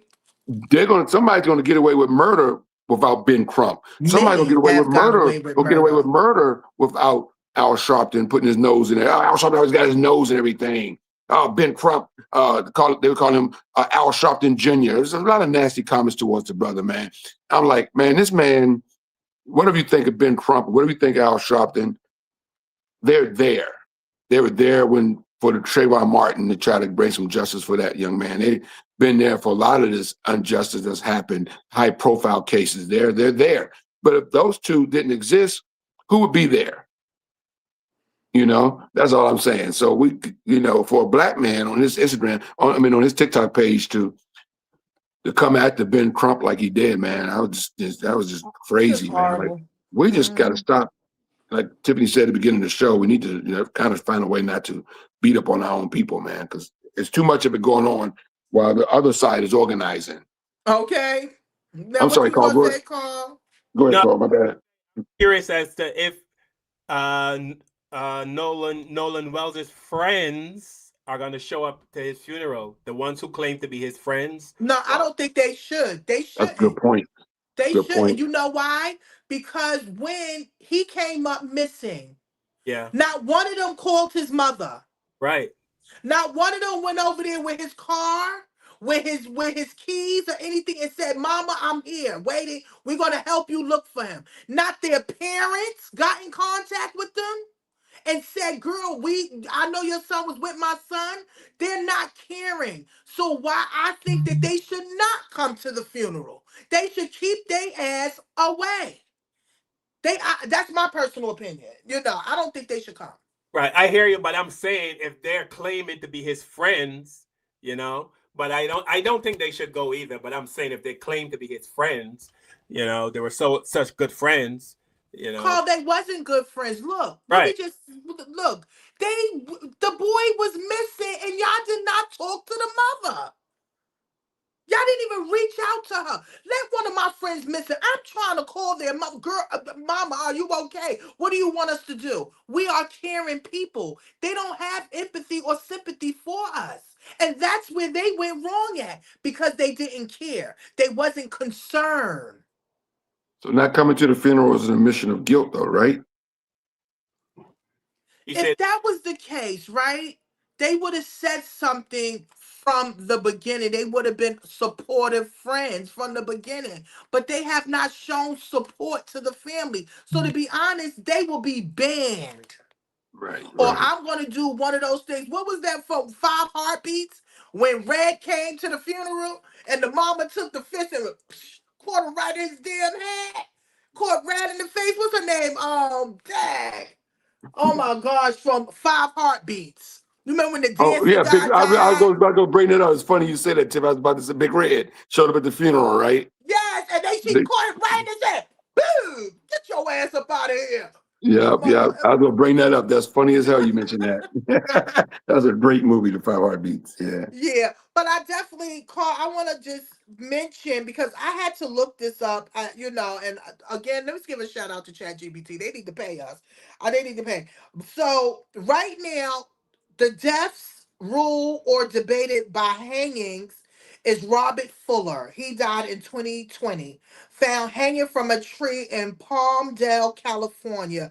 Officials ruled it a suicide, but the family and the community said they believe it's more than that. You have Malcolm Harsh. He also was hung in 2020, found hanging in California. Okay, and then the drowning or water related is Taquan T.J. Davis Jr. That's something that happened in 2021. The mother is still fighting now. Mother has publicly questioned the official's account and has sought additional investigation. We have Nolan Wells. And we also have deaths that's also being investigated. Kendrick Johnson. I know y'all remember the Kendrick Johnson, the one that was rolled up. They said he rolled himself up Yeah. inside the mat. I mean, come on. I mean, they would tell us anything, right? Sandra Bland. All of a sudden, she mysteriously hung herself, okay? We got Kanika Jenkins. I don't know if y'all remember the young girl that was found dead in the freezer. Still, that's mysterious. They don't know what really happened there.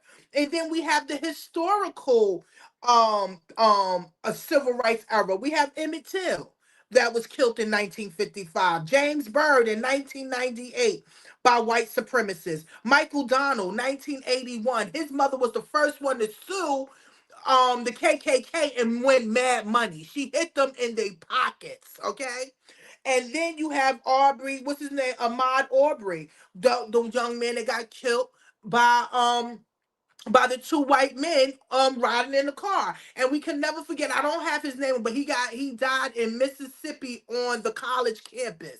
They Oh yeah, found yeah, him yeah. hanging on the Right. 200-year centennial because a lot of these things make me think of ritual. Are they doing this as ritualistic or whatever the case may be? All these days, 4th of July, certain days that they're doing it. So we want to definitely, if anybody that's in the chat that knows someone that has been died of suspicious death or anything, please make sure you type their name in the comment section or anything because we want to not forget them. And I feel bad for Miss I think her name because she's been talking about her son for a very long time. I think I think TJ Jacks Davis. She's been talking about her son for a very long time, and we want to send love out to her and hope that she gets some type of justice for her child and all the others that have mysterious death with their family members. Please, please be aware. Other than Aubrey, and there's been no convictions in any of those other cases. In the Aubrey case, that was the young man that was jogging, right? The reason And that the case white got people, right? that case And got out. That case got out because of a cell phone video got leaked. Because it went for the cell phone video getting leaked. That case would have never got out. It would have been covered up. So, but that's the only one that there's been a conviction. All those other cases you mentioned, Tiffany, there's been no convictions or nothing on those. Definitely murders and stuff. And Yeah. isn't that so deep? And I'm sorry, Carl. And the ones that were exonerated years later after they done killed them or locked them up. We cannot forget the Scotchboro boys. They were when they was told they said that they raped a white woman. Years later, they was able to get out. One died though. Right, the Groveland Four. They also was accused of raping a 17-year-old white girl. In 2019, all four received postmortem pardons after the state acknowledged that it wasn't them. You see this after all these years. George Steiny, 1944, a boy, 14 years old, was convicted of killing a white girl. Two white girls at that, right? They wound up 2014, wound up wiping the conviction out because he didn't receive a failed trial. Eddie Lee Howard was wrongfully accused. DNA testing showed that he didn't do anything. They let him out after 26 years in jail. Henry McCullough and Leo Brown, another one, 30 years in jail for supposed to be hurting a white woman. They found that they didn't do it. Tony Lee, 19. He just got exonerated 2026. Anthony Boardwater, wrongfully convicted for raping a white woman. And he had 16 years in prison. His conviction was overturned in 2021. So it is so many that is out there or has passed away that was accused of doing something or doing something, and they will wind up being exonerated because the system messed them up or effed them over.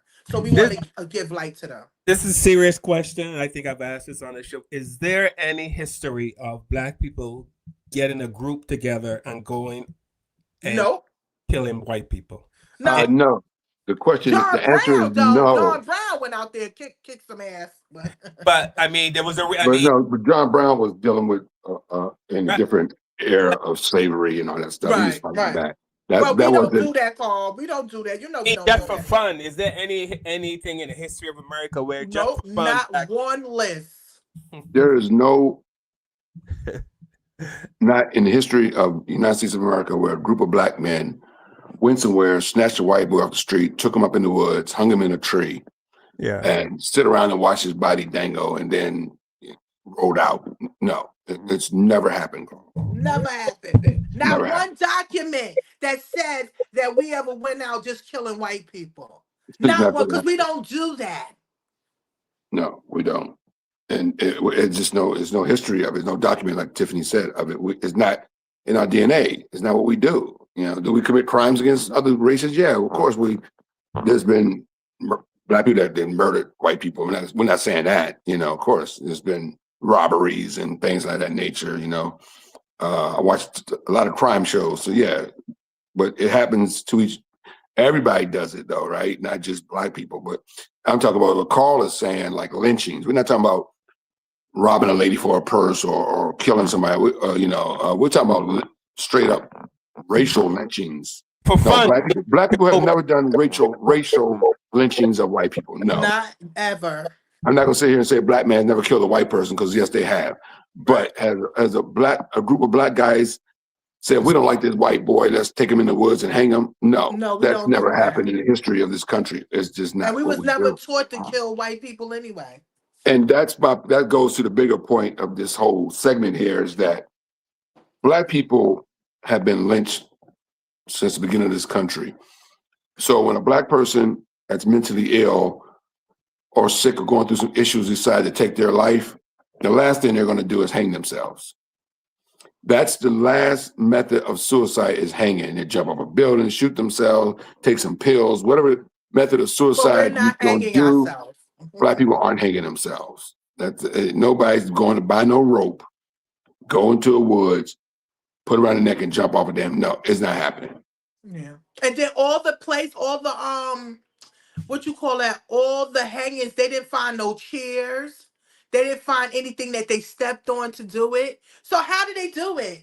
Don't you need a chair to hang your damn self? I sent something to our chat line today. It was a video. I think I got for Instagram call. Was a guy who was mocking that. He was in the woods, Black guy in the woods, and he's mocking about hanging himself. He goes, it's impossible to do, right? And he's mocking it. Right. I'm thinking I wish you had that video. I wish you had that video. It's comedy. He's trying to make fun of it, but he's mocking basically, look, we don't hang ourselves. You know, it's impossible to do. It's ridiculous.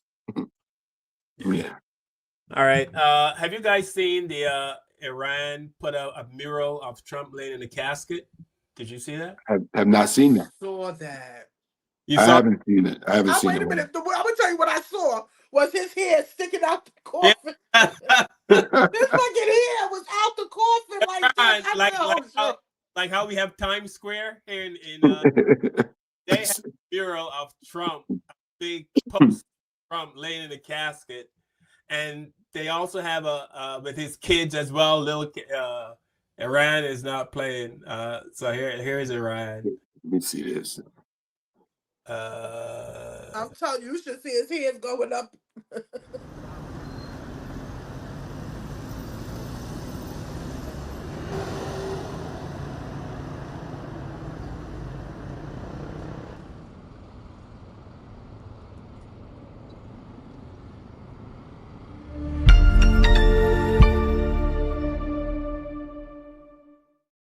A second billboard threatening the life of Donald Trump has appeared in Tehran as peace talks continue to stall. Yesterday, footage of a billboard featuring an image of the president laid down in a coffin with messy hair hit the news.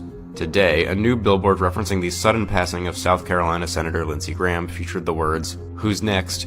and the initials D and T. Graham's death has been at the center of conspiracy theories about either Russia or Iran assassinating him, but so far medical assessments and FBI investigators seem to agree upon unfortunate natural causes. According to Iran Wire, the billboards in Valley-e-Asr Square are some of the largest in the area and are designed by the Owaj Arts and Media Organizations. Owaj is affiliated with the Islamic Revolutionary Guard Corps and has been promoting its policies for years. President Trump has expressed worry in recent days that he may be targeted by Iran for assassination attempts, after Israeli officials claim to have shared intelligence indicating the possibility. بسم الله الرحمن الرحيم من المؤمنين رجال صدقوا ما عاهدوا الله عليه فمنهم من قضى نحبه ومنهم من ينتظر لتكون هذه إشارة على خيبة الاحتلال وعلى ما يمتلكه مجاهدون من رصيد في هذا الملف المهم. Are you? Those is all coffins? Yeah, for his kids. And the pictures. Oh my God, they working their own type of juju over there, huh? Damn. Yeah. Wow. So Iran, That's right on white crime. I'm not trying to get involved with that. Look, I'm not trying to get involved with that. But when I saw his hair coming out that coffin, flying like that, I said, they is not playing. They said they put that messy hair on him. Listen, that's on Trump. Yeah. I'm all right. honest Somebody with you. mentioned Kevin and Tiffany. Somebody mentioned the Beltware sniper that was shooting those people, but he wasn't just shooting people because they were white. He was shooting everybody. Yeah, he was shooting everybody. You talking about that West Indian man, right? Right. No, yeah. They're talking about Malvo. I'm from DC. I lived through that. My family and I actually lived through that whole thing. We were in DC, Maryland area at the time of that Beltway shootings. He was molesting that boy too. Yeah, he was molesting that boy, and he was shooting everybody. They actually shot a young black kid in the stomach who survived, by the way, and he was black. So there was black victims in that also. It was a mixture. He was just he wasn't just targeting. It wasn't a racial thing though. That's what we're talking about. We're talking about racial shootings. Now he was just out plucking off white people with his rifle just because he was angry at white people. You'll have a point, but he wasn't. It wasn't racial killings. The motivation for that thing was he wanted to get back at his ex-wife. Right. And her son. He was snipering all these people so he can get his ex-wife and kill her in the sniper thing so they can just look like she was part of this sniper thing. So the whole motivation was for him to take out his ex-wife. And he was killing all these people to lead up to killing her. But they caught him before he's able to snipe her out. But that was his whole motivation behind the whole thing. So it wasn't a racial killing to the person that made that comment. It wasn't a racial killing. Yeah. Yeah. So yeah. So. But Carl, the white guy that went into the Buffalo supermarket and shot all those black people, that was a racial killing. That was a racial killing. We don't No black guys ever walk into a supermarket and go, "I'm here today to shoot white people because they're white." Bam, bam, bam, bam, bam, and walk past black people and just start shooting. No, this guy specifically walked to this grocery store that was basically in an urban neighborhood. 99% of the people in there were black. He And stalked the place for 3 days. he stalked the place for 3 days to make sure that it was a place that was frequently visited by African Americans. He went there and killed black people on purpose because they were black. Yeah, so we don't do that.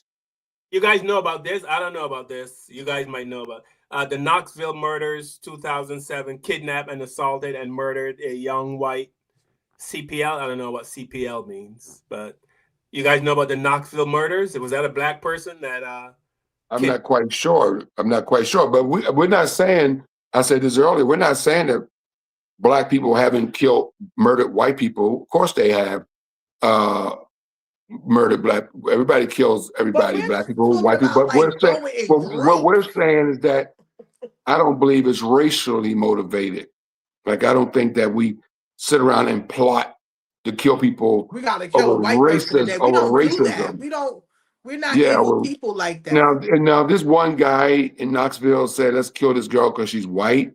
Then that's a racial killing. It's a hate crime, right? And then that's 1 out of 250 years. All right. So if you found 1 out of 250 years, good for you. But I don't believe that the Knoxville thing was a racially motivated murder. It was just a black guy killed a white girl, so, but the shoot on the other foot. You're looking at the chat, Tiffany. Somebody said our chat is calling for violence. Are we aware of it? I haven't been keeping up with the chat. I don't know if you guys see any violence going on in the chat. I'm putting something in there now. Oh, I don't know what's being said. I know sometimes the conversation gets heated, but I've never seen I haven't seen any violence, but then again, it's I could have missed it. But did you see anything? No, I don't see. I see a lot of people put messages up, but I have it where if it's too much, their message don't get up unless I view it first. Okay. You understand? So hopefully, it's peace in the chat. First of all, we want to say thank you to all that's in my chat. Because I think I had at least 150 of them. Now it's about 85. Is the violence towards us? The violence towards us, or the violence towards us, or towards something else? No, just in the chat, they like talking, but I don't see violence. I don't see nobody saying anything. Again, I said the way my messages is, if you put up something that's not good, it's not going to come up. You understand? So I'm praying, that we have peace in the chat. We are against violence. Again, we didn't say this. We are protected by fair use only. Any of this content, the music, we do not own the rights to it at all. Please make sure you like and subscribe and share and leave a comment. But also, this is a safe space for conversation, please. Okay? Carl get on my nerves sometimes, Kev get on my nerves sometimes, but I love them and we have to have a safe space. So we want that in our chat too. So anybody that's saying violence or anything, you will be blocked. Okay, so if y'all know somebody that y'all saying that they being violent, please let me know so they ass can be blocked. I'm like Rodney King. Can't we all just get along? Somebody said there were over 100 black people on Horn Island that day that Nolan Wells. I didn't see 100 black people. Now they're lying. I can probably say I saw probably maybe 1 or 2 dark-skinned ones, and the rest of them look like they was mixies.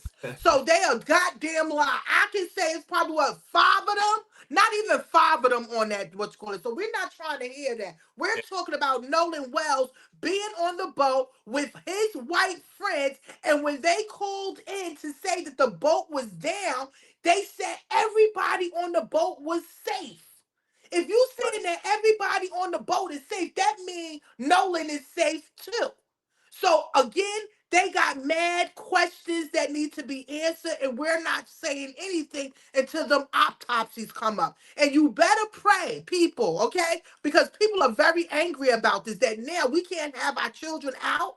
with anybody because we don't trust y'all, that's an issue. So y'all need to be worried more about that. Yeah.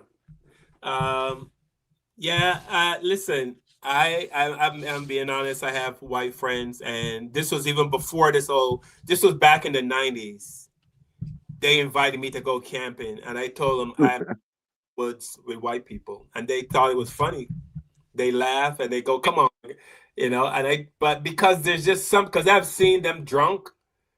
Um, Listen, I was hanging out with some white comedians when I was doing stand up in Boston, and they got to drinking, and one of them asked me, "Carl, you play basketball?" I go, "No, I didn't. I never. You never play basketball? You niggas come out the womb shooting hoops." Wow. Oh, that's wrong. That's wrong. That's what he said, and I know that's what he said, but he was really drunk, and he was saying how we come out the womb dribbling, and you know what I mean, and we come out spinning the basketball, and so is that the real person? When a person is drunk and they start saying stuff like that, is that the so That's the real, they say when you drink, that's the real person. And shout out to anybody. I heard y'all said while I was yelling, I'm very passionate about my life and I'm passionate about the world. And I'm passionate about black people. So that's why you got the yelling. Okay, go back. I'm sorry, Carl. Yeah, so my son, when he was like 10 years old, he would go for sleepovers at his white friend's house. When I tell you I did not sleep that entire night, and 5 o'clock in the morning, I was up and getting ready to go get my son. Of course, Wow. when I get there, they're like, "Oh, the kids are still sleeping. They're in bed. And they want to have breakfast." I'm like, "I don't care. We got somewhere. Bring me my son. Bring me my son." Because I know they would play some stupid game or something silly that's funny to them, but means death for my son. You know? And why did I allow him to go? Because he begged, "Dad, can I go? It's my friend." Blah, blah. You know what I mean? And I relented. But let me tell you, when I say I did not sleep while my son was at a sleepover at that white family's house, and yeah, I had concerns but I also did not let him sleep over at another friend's house who was black. And the reason was when I took him over there for the sleepover, I just smelled nothing but weed wafting through that entire house. So I told him, "There's no way you're having a sleepover at this house." But then again, like I said, I don't know. Something happens when white people drink and they think things are funny. You know, Funny for them, but death for us. So, you know, do you allow Angela to do sleepovers, Kev? Or Would I allow? Yeah, I mean, I guess, man. I mean, yeah, it depends. It depends, man. My daughter did sleepovers, I believe. I just, we're raised, man. The world's different now. Put it that way. So no, we live in a different space now, right? yeah, When I was in my 20s, I dated white girls. yeah, If I was single today, would I date a white girl? No, not today. In this day and in this era, no. But I had plenty of white girlfriends when I was in my 20s. But in 2026, not happening. If I was a single man, it wouldn't happen. yeah, Because I just don't think, today is a shame. We haven't gone far. We're back in the 50s again, basically. yeah, Black people being lynched. Again, white groups are marching through. The Klan has been reinvented. They no longer wear hoods now. They wear khakis and bandanas and shades. So, but it's still the same people. They just don't wear the hoods no more. They changed their costumes. So we're back living basically in the 50s and 60s again. So no, Uh, I don't think it's safe, you know, and I have, family members that are, have all white friends, some of my relatives, I won't mention their name, they do never hang around white people, and their girlfriend's white, and all that sort of stuff. And, you know, it's their life though, what they do, but me personally, I just, you gotta keep your head on a swivel now, So it. Mhm. I'm traveling tomorrow, to Vermont, which we know is probably what 90% white. But Oh, it is. Vermont is also a liberal state. And what I mean by that was the first time I did a show up in Vermont a few years ago, I got booked up there, and my first time traveling up there, and I'm paranoid, man, ain't no black people in this damn state. I'm driving through these little towns and stuff, and I see this big white church up on a hill, and on the front lawn of this beautiful historic white church was this huge banner that said Black Lives Matter. And I'm driving, I'm looking around through all these yards, and all these yards had Black Lives Matter signs in them, and I go, wow, I'm in like an all white town, and all I see is Black Lives Matter everywhere, you know. So and I was like, wait a minute, Bernie Sanders is the senator of Vermont, right? Yeah, okay. So I started thinking, these white people want some different stuff up here, So, yeah, it made me feel a little bit more at ease, seeing the Black Lives Matter signs, even though I was in an area that's mostly Caucasian people. I was just tripping on the Black Lives Matter signs everywhere in their yards and on this big giant church up on the hill. I was like, wow.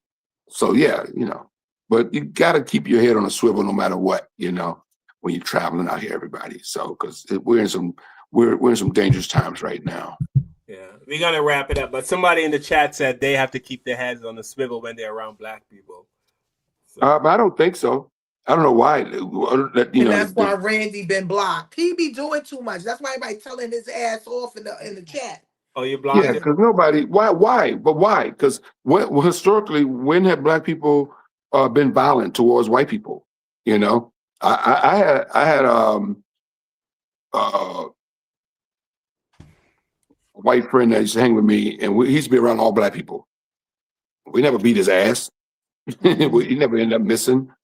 Like, I don't understand why white people think we're so violent. Like, we're not. Historically, we're not violent people. We're not violent people. We're actually more dangerous to each other right now than we are to a white person. The chances of me being killed by somebody who look like me is greater than me being killed by a white person. Unfortunately, I do know that, but a white person, the chances of him being harmed is by another white person than a black person. I say this on the show all the time, man. My part-time, when this show's over, I'm turning on crime TV. I love watching Snap, Crime TV, Dateline That's NBC. Scary though, and all those shows. They're real life detective shows that's just based on real life crimes. All these shows, and I binge watch them all the time, Tiffany and Carl. 99% of these shows are white people that have killed other white people. Some husband was having an affair on his wife, didn't want to get a divorce because he didn't want to give half of his money up. So he put some arsenic in her damn oatmeal. All these shows, they have one called Buried in the Yard, all these shows and I watch them all the time. Every once in a while you see a black person on there, a black family, somebody kill somebody, but most of them they're all real life stories, but most of them are based on white people that kill white people. And so I don't know how people are so afraid of us. Well, we're not killing white people in the masses. We really aren't, most of the mass shooters that this country have seen, 99% of the mass shooters have been young white boys, right? That have shot up schools, movie theaters, shopping centers, churches, mosques, all these, synagogues, concerts, nightclubs. 99 of these mass shootings, and we've had hundreds and hundreds of them in this country, have been at the hands, college campuses, they've all been at the hands of young white men. So this guy who's afraid to be around us, he better watch his ass next time he walk in Walmart. Because he got a better chance of getting shot walking into a Walmart in his neighborhood by a white person than a brother kicking his ass. I mean, he might get his ass kicked on the basketball court. Yeah, I mean, if they know, but like I said, the Dick Tolles, the guy who called in the last time, our white supremacist friend, he's asking. We're wrapping up, and even if no! Oh hell no! I don't want it. I don't have time for it. Tim. You lucky I stayed this long. Yeah. No. Dude, you came on and you told nothing but lies, and we debunked all your lies. So we're not gonna. We don't need the lies. You might believe what you're saying, but it's all lies. I can't deal with no programmed people. A lot of these people are programmed to believe what they want to believe, and they don't want to believe in the truth. They see what they see, we see, and feel what we feel. And that's another thing that bothers me. When you got white people telling us how to feel. Yeah. Or what we should feel, or what we should tolerate, or what we should say yes and no to. No. I'm not doing it. I'm sorry. I can't deal with him. I don't even like the racists that's in our damn chat. But we need you, regardless to what, where there's a positive, there's a negative. I want you to say stuff. I want you to let me know certain things. Like, it's one young lady that's in there, Michelle or whatever. She's been putting up stuff that I didn't know about. I didn't know nothing about no zebra killings. And what's so bug is I looked it up, darling. It's only called zebra killings because the cops called it that. You understand what I'm saying? But I think it was like 4 or 5 black men. They would wind up killing some black people or whatever the case may be. I don't know why. I will get into it. See, I like stuff like that because we like to do the history. We like to look things up. You understand? But again, historically, we do not just go into open spaces and say bow, bow, bow to white people. We don't do that. We don't have time for that because we're so busy paying bills. Yeah. Michelle also said 2016 white police officer killed during a Black Lives Matter event. Yeah, but that's not the point. Here's what we're saying. I cannot call up Kevin and say, hey, Kevin, can you call up a couple of your boys and let's go to whatever the whitest town is and let's start killing white people. Absolutely across the board. Everyone will call me crazy. They might even call the cops. Carl's over there thinking about killing white people. You better go talk to him or, go get him. But I guarantee if what's his name in the chat? Dick Tolles, and some of the other white supremacists in this chat, if they call up some of their friends right now and say, hey, let's plan to go to whatever, to Harlem or wherever, the Bronx, and just start killing black people. They could absolutely get a group of white men and probably some women to get together, plan, get the ammunition, get everything together, put it in motion, and go kill black people. Go kill black people. They can do that. We can't do that.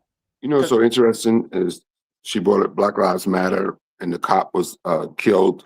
We don't know if the cop was killed by a black person, but even if the cop was killed by a black person, that guy most likely is in jail. And that's one. And you always find 1 or 2 cases. A cop has a very dangerous job. More cops. I'm speculating, but I will do some research. I will guarantee you, if you research, more cops have probably been killed by white people than blacks. More white cops have been killed by people that look like them, most likely. If you do your research, I'll probably be correct.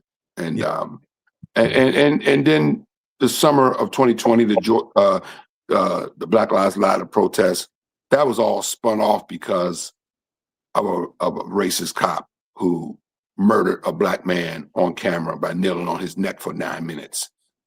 We can go talk about the white police officer that unfortunately lost his life in the line of duty. but ignore why all of this was happening in the first place. Because Derek Chauvin decided to abuse his badge and put his neck on a guy's knee, on his knee on a guy's neck for almost 9-10 minutes and suffocate him to death while he cried for his mother. You know, like if that wouldn't have happened, if that guy would have been a good police officer, the white police officer that lost his life wouldn't have lost his life. Because summer of 2020 would have never happened if Derek Chauvin decided to be a good police officer instead of being the asshole that he was. Yeah, I just looked up the Black Lives Matter one that she had mentioned. I remember this. This was I remember it too. a officer. He used to be an army. He was in the army, and he did shoot at someone's school because he was sick of the cops killing black people, and he went on a. What we're saying is that we just don't get up and say we're going to just kill somebody just to kill somebody, especially no white person. It has to happen for a reason. Something must have happened for him to trip, how you say, he snapped and said, you know what, I'm not doing this bullshit no more. You understand what I'm saying? So yes, I think his name is Makai Xavier Johnson. He was an army veteran. Yeah. Rest in peace to the cop, man. Any cop, you know, cops lose their lives in the line of duty. We know cops got a hard job, but also, you know, we know that it's some horrible cops out there too. That is a part of the system. They are a part of the blue gang, and they really don't care about a lot of people, especially people of color. And then you have ones that is there because they want to make a change. They want to do there's horrible something black different. people out here too that do bad things. There are horrible black people out here that murder other people. You know, Yeah. they murder white people, they murder black people, they murder Asian people. You know, we're not saying black people are perfect and don't commit murders. Of course they do. We're not perfect. No human is perfect. What we're saying on this show, we're not saying black people don't murder other people. Of course they do. What we're saying on the show is that they're not racially motivated murders. And if you find one or two or even three out of 250 years of this country, you may find three if you dig. How many? Hard enough. But there isn't a pattern of black men getting together in a group and taking a white boy up in the woods and hanging him. We don't do it. We haven't done it. It's not part of what we do. We haven't done it. We don't do it. It's not our style. We just don't do it. How many murders have the Black Panthers committed? How many white people have the Black Panthers killed? You should see Michelle in there. Michelle trying to find every link of information that a black person done did to a white person. Girl, go write a book. How many? I know she's digging. I know she's digging hard, Tiffany. I know it. She is digging. It's like she like, chat, find me everybody. Please just find me so that I can talk to these black people and tell them that. But I'm saying, how many white people have the Black Panthers? The Black Panthers was formed, and it was known as a hate group. How many white people did they kill? I think it's zero, right? Zero. Now, how many? The Ku Klux Klan, right? A white part. How many black people have they killed? Right? Countless. Right? So that's the point here we're making. We do not have groups. We don't form groups of black people to go commit any kind of murders. You know, we don't got time for that. We really don't. We got so much on our plate to be thinking about trying to unalive white people. We do not care. But we know that y'all sitting back thinking about how to unalive us. We know that y'all sitting back having hate on us. We don't even raise our children to hate y'all. We raise our children to watch your damn back. Yeah. There was no 400, 500 black men on the 4th of July walking on a National Mall. It sure wasn't. Screaming Black Power. It wasn't. Right. So. We had a million man march. Was there any hate? Did Farrakhan talk about hating white people at that march? Nope. You know, it was just you know, we didn't march, we didn't scream, we're taking back our country. What does that even mean? Like, we're taking back our country? Like, they need to give that country back to them Indians They want to take it back to my country. Y'all came over here and moved them Indians out, brought some black Negroes there to Yeah. work for y'all while we built this country. You is out of your goddamn mind. You know, people be doing too much. But we want to say thank you all for chiming in tonight. Thank you all in the chat. We have many that's in the chat. I know my chat is popping. So I want to say thank you to all that's in there. Wait a minute, it's one guy that's in there that's been doing his thing. Where he at? He been putting Michelle TC Yes. Shout out Mitchell. to TC Mitchell 70. TC Mitchell, hey baby, how you doing, TC? No, it's tough. Tell your friends about us because, as you can see, we need some help over here with all these. I don't know how these Nazis find us, but they're out there. They find us, man. No, we again. We have a young man. What's his name? Farmer Floyd. No, we do not tell our children that white people hold them back. We tell them that the system holds them back, and it's been documented. They talked about redlining and all of that. So all of this stuff that we're talking about, we're not making up. And the only thing you have to do is Google. Okay, that's it. Google Smoogle, and you can find out. And we have to raise our children to make sure they are on point, because we know too many people out there hate us, and it's sad because we didn't do nothing to y'all but build this country and deal with y'all bullshit all these years. And we started this show talking about a black billionaire. So ain't nobody being held back. We're doing okay in the United States of America. Yes, we are. Thank you so much. Again, shout out to TJ. Who else we want to give a shout out before we leave? Because I'm tired. Just shout out to All everybody who our watched the show. regulars, we want to say thank you to our regulars. Let me tell you something. My sister was online, call, and she said she wanted to jump through the phone many a time to try to come. So definitely, we want to say thank you to all. Please make sure y'all like and subscribe. Y'all can put the thumbs up. Y'all doing all this typing. Y'all need to press the like button to finish typing. And make sure y'all leave a comment, because we love when you leave a comment and you let us know how y'all feel, after this, because the live go away. So we definitely want to hear what you got to say. But again, we really appreciate you all for chiming in with us. Yeah, we appreciate even the haters, even the Yes, we need y'all. That's how the world go around. You need your haters. At least we get to know how the other side thinks, so we're good. Crazy, bro. It's crazy. You know what? Before we go, I want to show a couple of black businesses, because I want this to be part of our show every Sunday. So I'm gonna give a little showcase to a couple of black businesses. So if you're ever in the area and you can support these businesses, how do you guys feel about people saying black business? You think they should leave it in there, or they should take it out? You think they lose customers if they say I'm a black business owner? I don't know, man. That's a good question, Carl.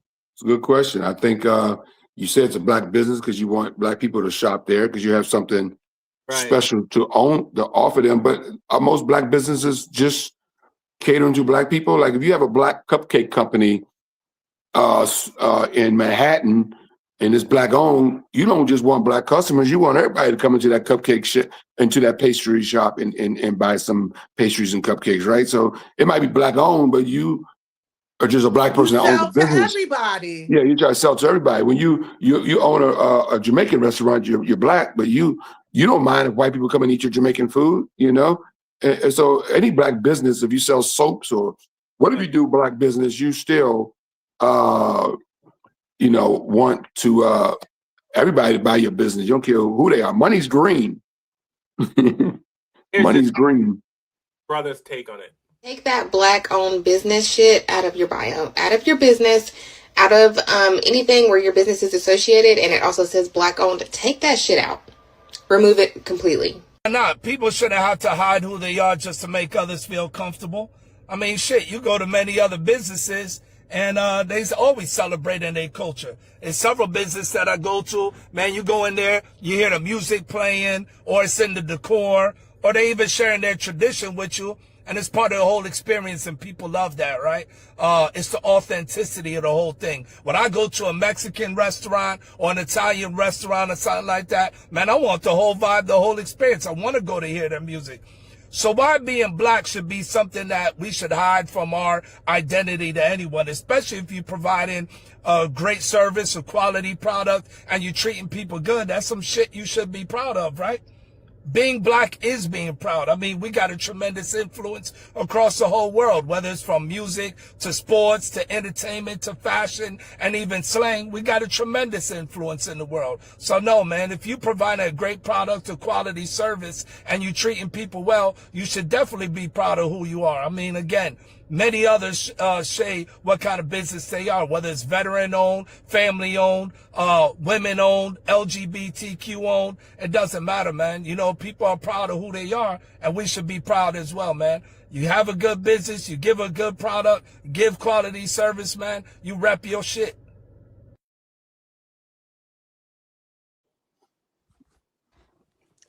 You should see this guy named Siam in there. He said Negroes need to know their place.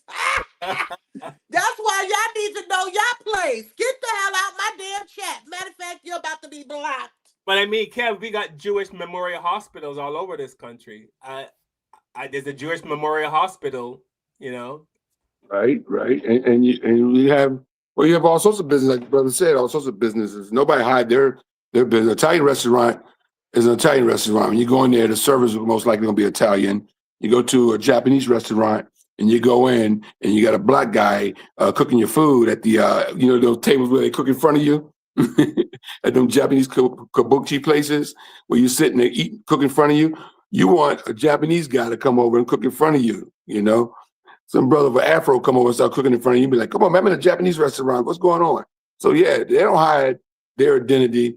And so we shouldn't hide our identity.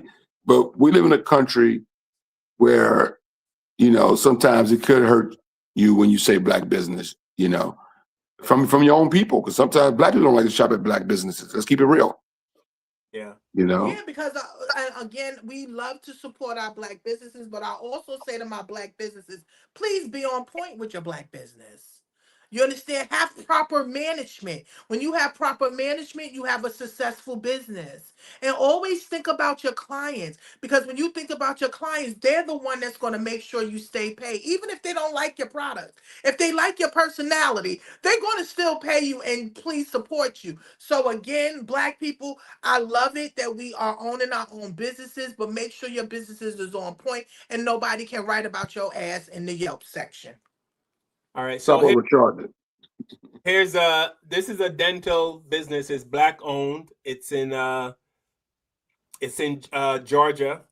Actually, it's called Eastside Dental, and I had to Google search all this information. These people put these businesses on social media and they don't tell you where they are at all, which is crazy. Like, I don't know why you're putting this stuff on social. They don't say nothing.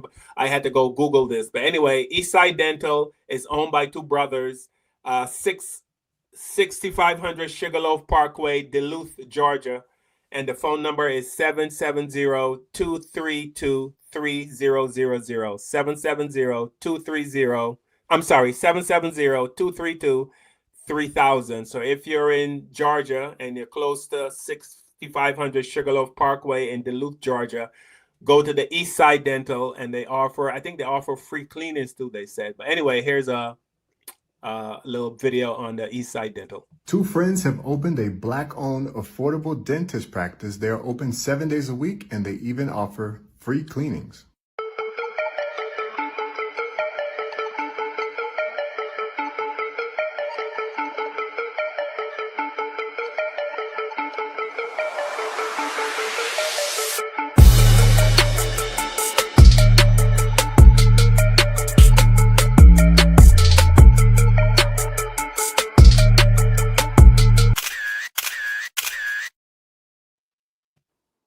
Eastside Dental, 6500 Sugarloaf Parkway, Duluth, Georgia, 770-232-3000. So if you're black or white or Chinese, but we have to highlight the fact that they're black because why? This is America. So anyway, we're going to wrap it up. I want to thank everyone for joining the chat. I want to thank everyone who liked and shared our show. Please, again, like, share, subscribe to our channel. And I want to shout out the newbies and to the people who have hung with us the entire time. Scooby D2. Scooby, yes, I know Scooby. Gary Sobers, a very famous sportsman from Barbados, passed away. He was 89 years old.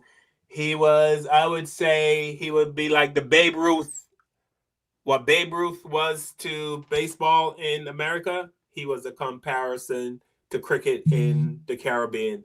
And he was the top of his game, and he passed away. And Scooby's been hitting me up in the chat to mention his name, so I'm mentioning his name. His name was Gary Sobers. And Tiffany, just so you know, he wanted nothing to do with black women. Not knocking the brother. He that's who he was. He made it known. He married a white woman. He divorced and married, and black women were chasing him. They wanted to be with him, but he's like, nope. He was but he liked white. Everyone has a preference. Kevin, I think Kevin's phone died. Not black owned. It's owned by a respectful human. Okay. All right. All right. So some person is saying not to say black owned, but it's owned. But I mean, you see it says right there, Chinese restaurant. It doesn't say restaurant. It says Italian restaurant. It says a Greek restaurant. Yeah, they can do it, but you want to hear something? They don't want us to do it. Right. They don't want us to put the black on there. Right. You understand what I'm saying? Well, should we say ethnic owners? Everybody. I was just saying, like Jewish Memorial Hospital. Yeah, we gotta make them feel comfortable. That's a white person in the chat that they want to feel comfortable. They don't want to feel uncomfortable by black-owned business. We do. That's just the way the world is, Tiff. Yeah. All right, Tiffany. Before we go, did you learn? I want to share anything. Well, I learned that I don't want to fight with you, Carl, no more over Jay-Z. All right, you and Kev, I don't want to fight with y'all no more about Jay-Z. I'm done. Okay. All right. I love Jay-Z and I love y'all. Okay. Also, again, we talked about our people. Again, the Black Therapy Show, as you see, is called the Black Therapy Show. We are here as people talking about what we go through as Black people. I ain't gonna say the N-word, Negroes, okay? Now maybe I feel comfortable with Negroes. This is what Negroes go through. But this is what we go through every day, and we talk about it. This is our therapy. So please don't think that this is something that we're hating on white people, or we are starting racism, or we are racist. No, we're far from it. We're just having the conversation that is going on today, and especially dealing with Black Americans. We appreciate every single one of y'all that do chime in, watch us, and at least, let us know how you feel, because we need to have these conversations. Also, it's sad that we do have to have these conversations with our people, Black people, about white supremacy and racism. This is what's going on in our world. Maybe not in y'all white ass world, or your Asian world, or whatever culture you from, not your world, but in Black world, this is what we go through. So this is why we're talking about it. And you cannot tell us we can't talk about it, or we cannot communicate about it. If you don't like it, use that pointer finger and scroll up. Okay, you can scroll up, or you can move out and go to something else. You understand? Because it's not going to hurt you. Okay. Please, Black young people, if y'all watching, please be aware. Just don't be the only Black person in the group. Yeah, it could be cool, but the shit is dangerous. To me, it's dangerous. You understand what I'm saying? I don't trust nobody.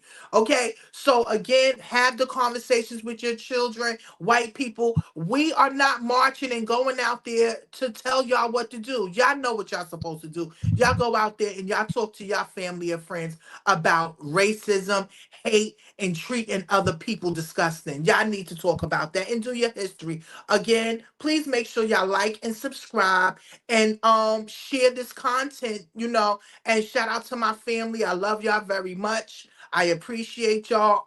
Did anybody pass away this week? We good, Kev? Because me and Kev, we know all the people that passed away. Oh, well, I think the gentleman, I can't think of his name right now, but the guy from Hal Williams. 227. Hal Williams passed away from 227. Shout out to Hal Williams. 227, Sanford and Son. He was the cop on Sanford and Son. He's in 227. Hal Williams passed away. I think he was 90 years old. Lived a long life. Also, the guy who created, I don't know if we did this last week, Tiff, but the guy who created the hair products, Johnson & Johnson, he passed away too. Yeah, Soft Sheen and all of them. The Yeah, shades of yeah, Soft Sheen. yeah. Yeah, I got his book too. I have to read it. I made sure I bought it. But I made sure I bought it. And he wound up dying. Have you guys seen the videos of Brandy? And people are asking, "What is she okay? Is Brandy okay?" I've seen it online. I saw it. Yeah, she don't look I good. didn't get into it. Hey, people get old. You know, we want our celebrities to always look. People with their celebrities look like they always look, and they're not going to look. We're going to get old and some wrinkles and lose some weight and gain some weight. And that's all. She's a normal human being like everybody else, and she's getting old. And she lost some weight. I don't think nothing's wrong. But everybody was clowning her. Don't forget Ozempic too. Because you have a lot of people out there with Ozempic. They got that Ozempic look. And she could be, we don't know if she's sick or she's not feeling well. She could not be eating. But again, we'll send prayers out to her. Did you hear that Kiki Wyatt? I don't know if y'all know her. She's a singer. She is pregnant with her 14th child. Like, my God, Jesus. Wait. That's a Kiki... vagina that needs a caution tape on it. Jeez. She got Katherine Jackson beat at this point. Word. That vagina is like, and she's butt crazy. All right. Before I go to you, Kev, somebody said, let a channel say white owned and support it, and let's see all hell break loose. Dude, I mean, that's a whole nother show. That's a whole nother show. But real quickly, don't have to say white owned. They've had all of that. They've had the reason there's a Howard University because Black people couldn't go to white schools. The reason there's HBUC because Black people couldn't go to white schools. The reason is that you have all Black things is because we weren't allowed to be on certain networks. We talked about we did a show on Black Music Month last month. We talked about Sammy Davis Jr. He couldn't even stay in the hotel that he was performing in with the Rat Pack. They had to go through the back door. They had to go through the back door. He couldn't come through the front door. He had to go through the back door. He couldn't eat in the restaurant. He couldn't go. He couldn't even. The hotel he was staying in Vegas, he wasn't allowed to go into the swimming pool because of his skin color. This wasn't like 100 years ago. This was in the 60s. He wasn't allowed to go into the swim pool with white people. He wasn't allowed to come to the front door with white people, but they bought tickets to watch him sing. You understand? So let's not be naive. Like, the reason we have this stuff, BET, which was Black owned at one point, BET, is because MTV wouldn't play Black artists. MTV back in the 80s was a huge thing. Music videos was huge. And David Bowie, they wouldn't play Michael Jackson, they wouldn't play Prince, they wouldn't play any Black artists on MTV. And David Bowie went to Bowie, I think I said his name right. He went to the executive. He says, if y'all don't put Michael Jackson on, then don't play my music. And then they played Michael Jackson music videos, and it ended up making the station billions of dollars because Michael Jackson became a phenomenon, and people tuned into that MTV just to see Michael Jackson for decades, and that made the station. Their racism almost cost them billions of dollars. They didn't want to play Black artists, but then Tina Turner, and Michael Jackson and Prince became some of the most popular artists that would be on that channel. So that's why we had the Negro League. Why did we have the Negro League in baseball? Because Black men weren't allowed to play in the major leagues. But then once the white people start seeing that the Black baseball teams stadiums were packed and they saw how great those players were, they said, oh, let them come play with us. So then they made Jackie Robinson come over to the major leagues, which followed more Black players start coming over. And then that killed the Negro League from being in existence. So that's why we have these things. So ABC has always been white. NBC has always been white. CBS has always been white. They didn't have Black shows. The Jeffersons and Good Times, those shows came on in the 70s, but before that, were there any Black shows? Nope. How many black shows have you seen on TV that was just all black cast back in the 70s and even the 80s? You know, so come on, man, stop that. You really think that those people don't know all that stuff you just said, Kev? You really think they could be born in America and not know? Is that possible? It is possible because they don't understand that black people couldn't go to Harvard, you know. So we had to put our own colleges together, you know. Maybe they don't know, Carl. Maybe they don't know. You know, I think they do know that black people couldn't go into restaurants, had to drink from different water fountains, and had to sit on the back of the bus. They couldn't sit on the front of the bus. You know, there was a famous thing where Motown artists were so big back in the 60s, but when they performed at nightclubs or theaters or whatever, there was sections, the black section and the white section, because white people didn't want to sit and watch these black artists with black people. Like, you want to go see the Temptations, but you don't want to sit with black people to watch the Temptations perform. This shit need to be studied. It's the dumbest We want to thing. give a shout out to Pippi. She mentioned the Ed Sullivan Show. Yes. And Ed Sullivan was one of the he's what you call him, like a TV guy Yes, that yes. put so many black Black artists people on, yes. on the map. And this is for my grandmother, you know, during her time. Shout out to Ed Sullivan. That they put on so many black artists. So yes, we give a shout out to Mr. Oh, by the way, I Sullivan. think Netflix did a special A on documentary, on Ed Sullivan. I haven't watched it yet, but yeah, I heard it was very It's good. great. Yeah, It's great. You yeah, I should might see it. watch You that. and Carl. I might watch it Anybody, if tonight. y'all want to see it, please watch it. The Ed Sullivan documentary talking about how he opened up doors for black artists and bringing Yeah, them on their platform. It was definitely a good show. I would check that out. Yes, thank you, Tiff. Yeah. So I mean, that's the only reason why, Carl. 'Cause they may not know. You know, they don't know the age of this person. You know, and for him to say something ignorant like that, like if there's an all white to be hell to break loose, like really? Okay. All right. Was that your in the show wrap up, Kev, or do you have? I just want to say on the Jay-Z thing, Jay-Z is sporting the afro right now. Looks good The on his brother. afro's gone. The afro's gone? Oh, so you must think keep up. You over there popping shit about the daggone freestyle, and you didn't notice that Beyonce shaved his hair off in the Yankee Stadium. No, because he had a baseball cap. He had a baseball Yes. cap. Tiff, he had a baseball cap on. He had a Yankee cap on, so that's why I didn't notice. He cut it. He cut it. It's gone. Okay, I thought he made it padded down because he had his Yankee cap on. Okay, so he cut it off. They put it. That was the beginning of his concert. They showed Beyonce shaving his hair off in the stadium. I boycotted all of that. My bad. Yeah, all right. Well, I love you. I gotta take my auntie downstairs. I love y'all. All right, bye. Hey, you see, you got me here long, Carl. You think you slick? I love y'all. Bye bye. Love you too. All right, peace and love, everybody. See y'all next week. All right, we're gonna wrap it up again. I want to thank everyone. Shout out to all the people in our chat. Please like, share, subscribe.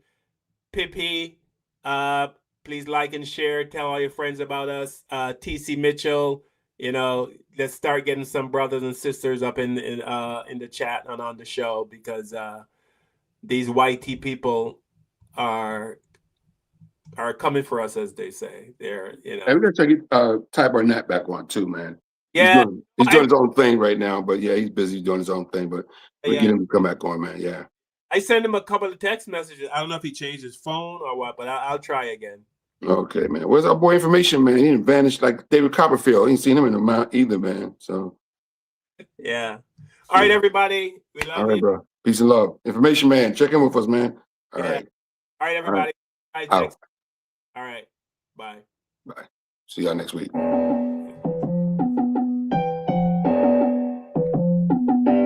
With the knowledge you gain, break away from the chains. We helping you work the Black Therapy Show. You be in a safe space dealing with the black trauma. We unpacking and inspecting all our baggage and drama. Cause we gotta unite, no more killing each other. It's time to see a new future for my sisters and brothers. You know with Kevin, Carl, and Tiffany, you'll have an epiphany. We'll give you everything you need to handle the enemy. We challenge you mentally. The right conversation so you grow exponentially. We built your penitentiaries, we built on the schools. Gave us brainwashed education, just making us fools. Hatred was what we got in exchange for love. No more manipulation from my God above. No, it's Carl, Kevin, and Tiffany. Now welcome to the Black Therapy Show. Let's go.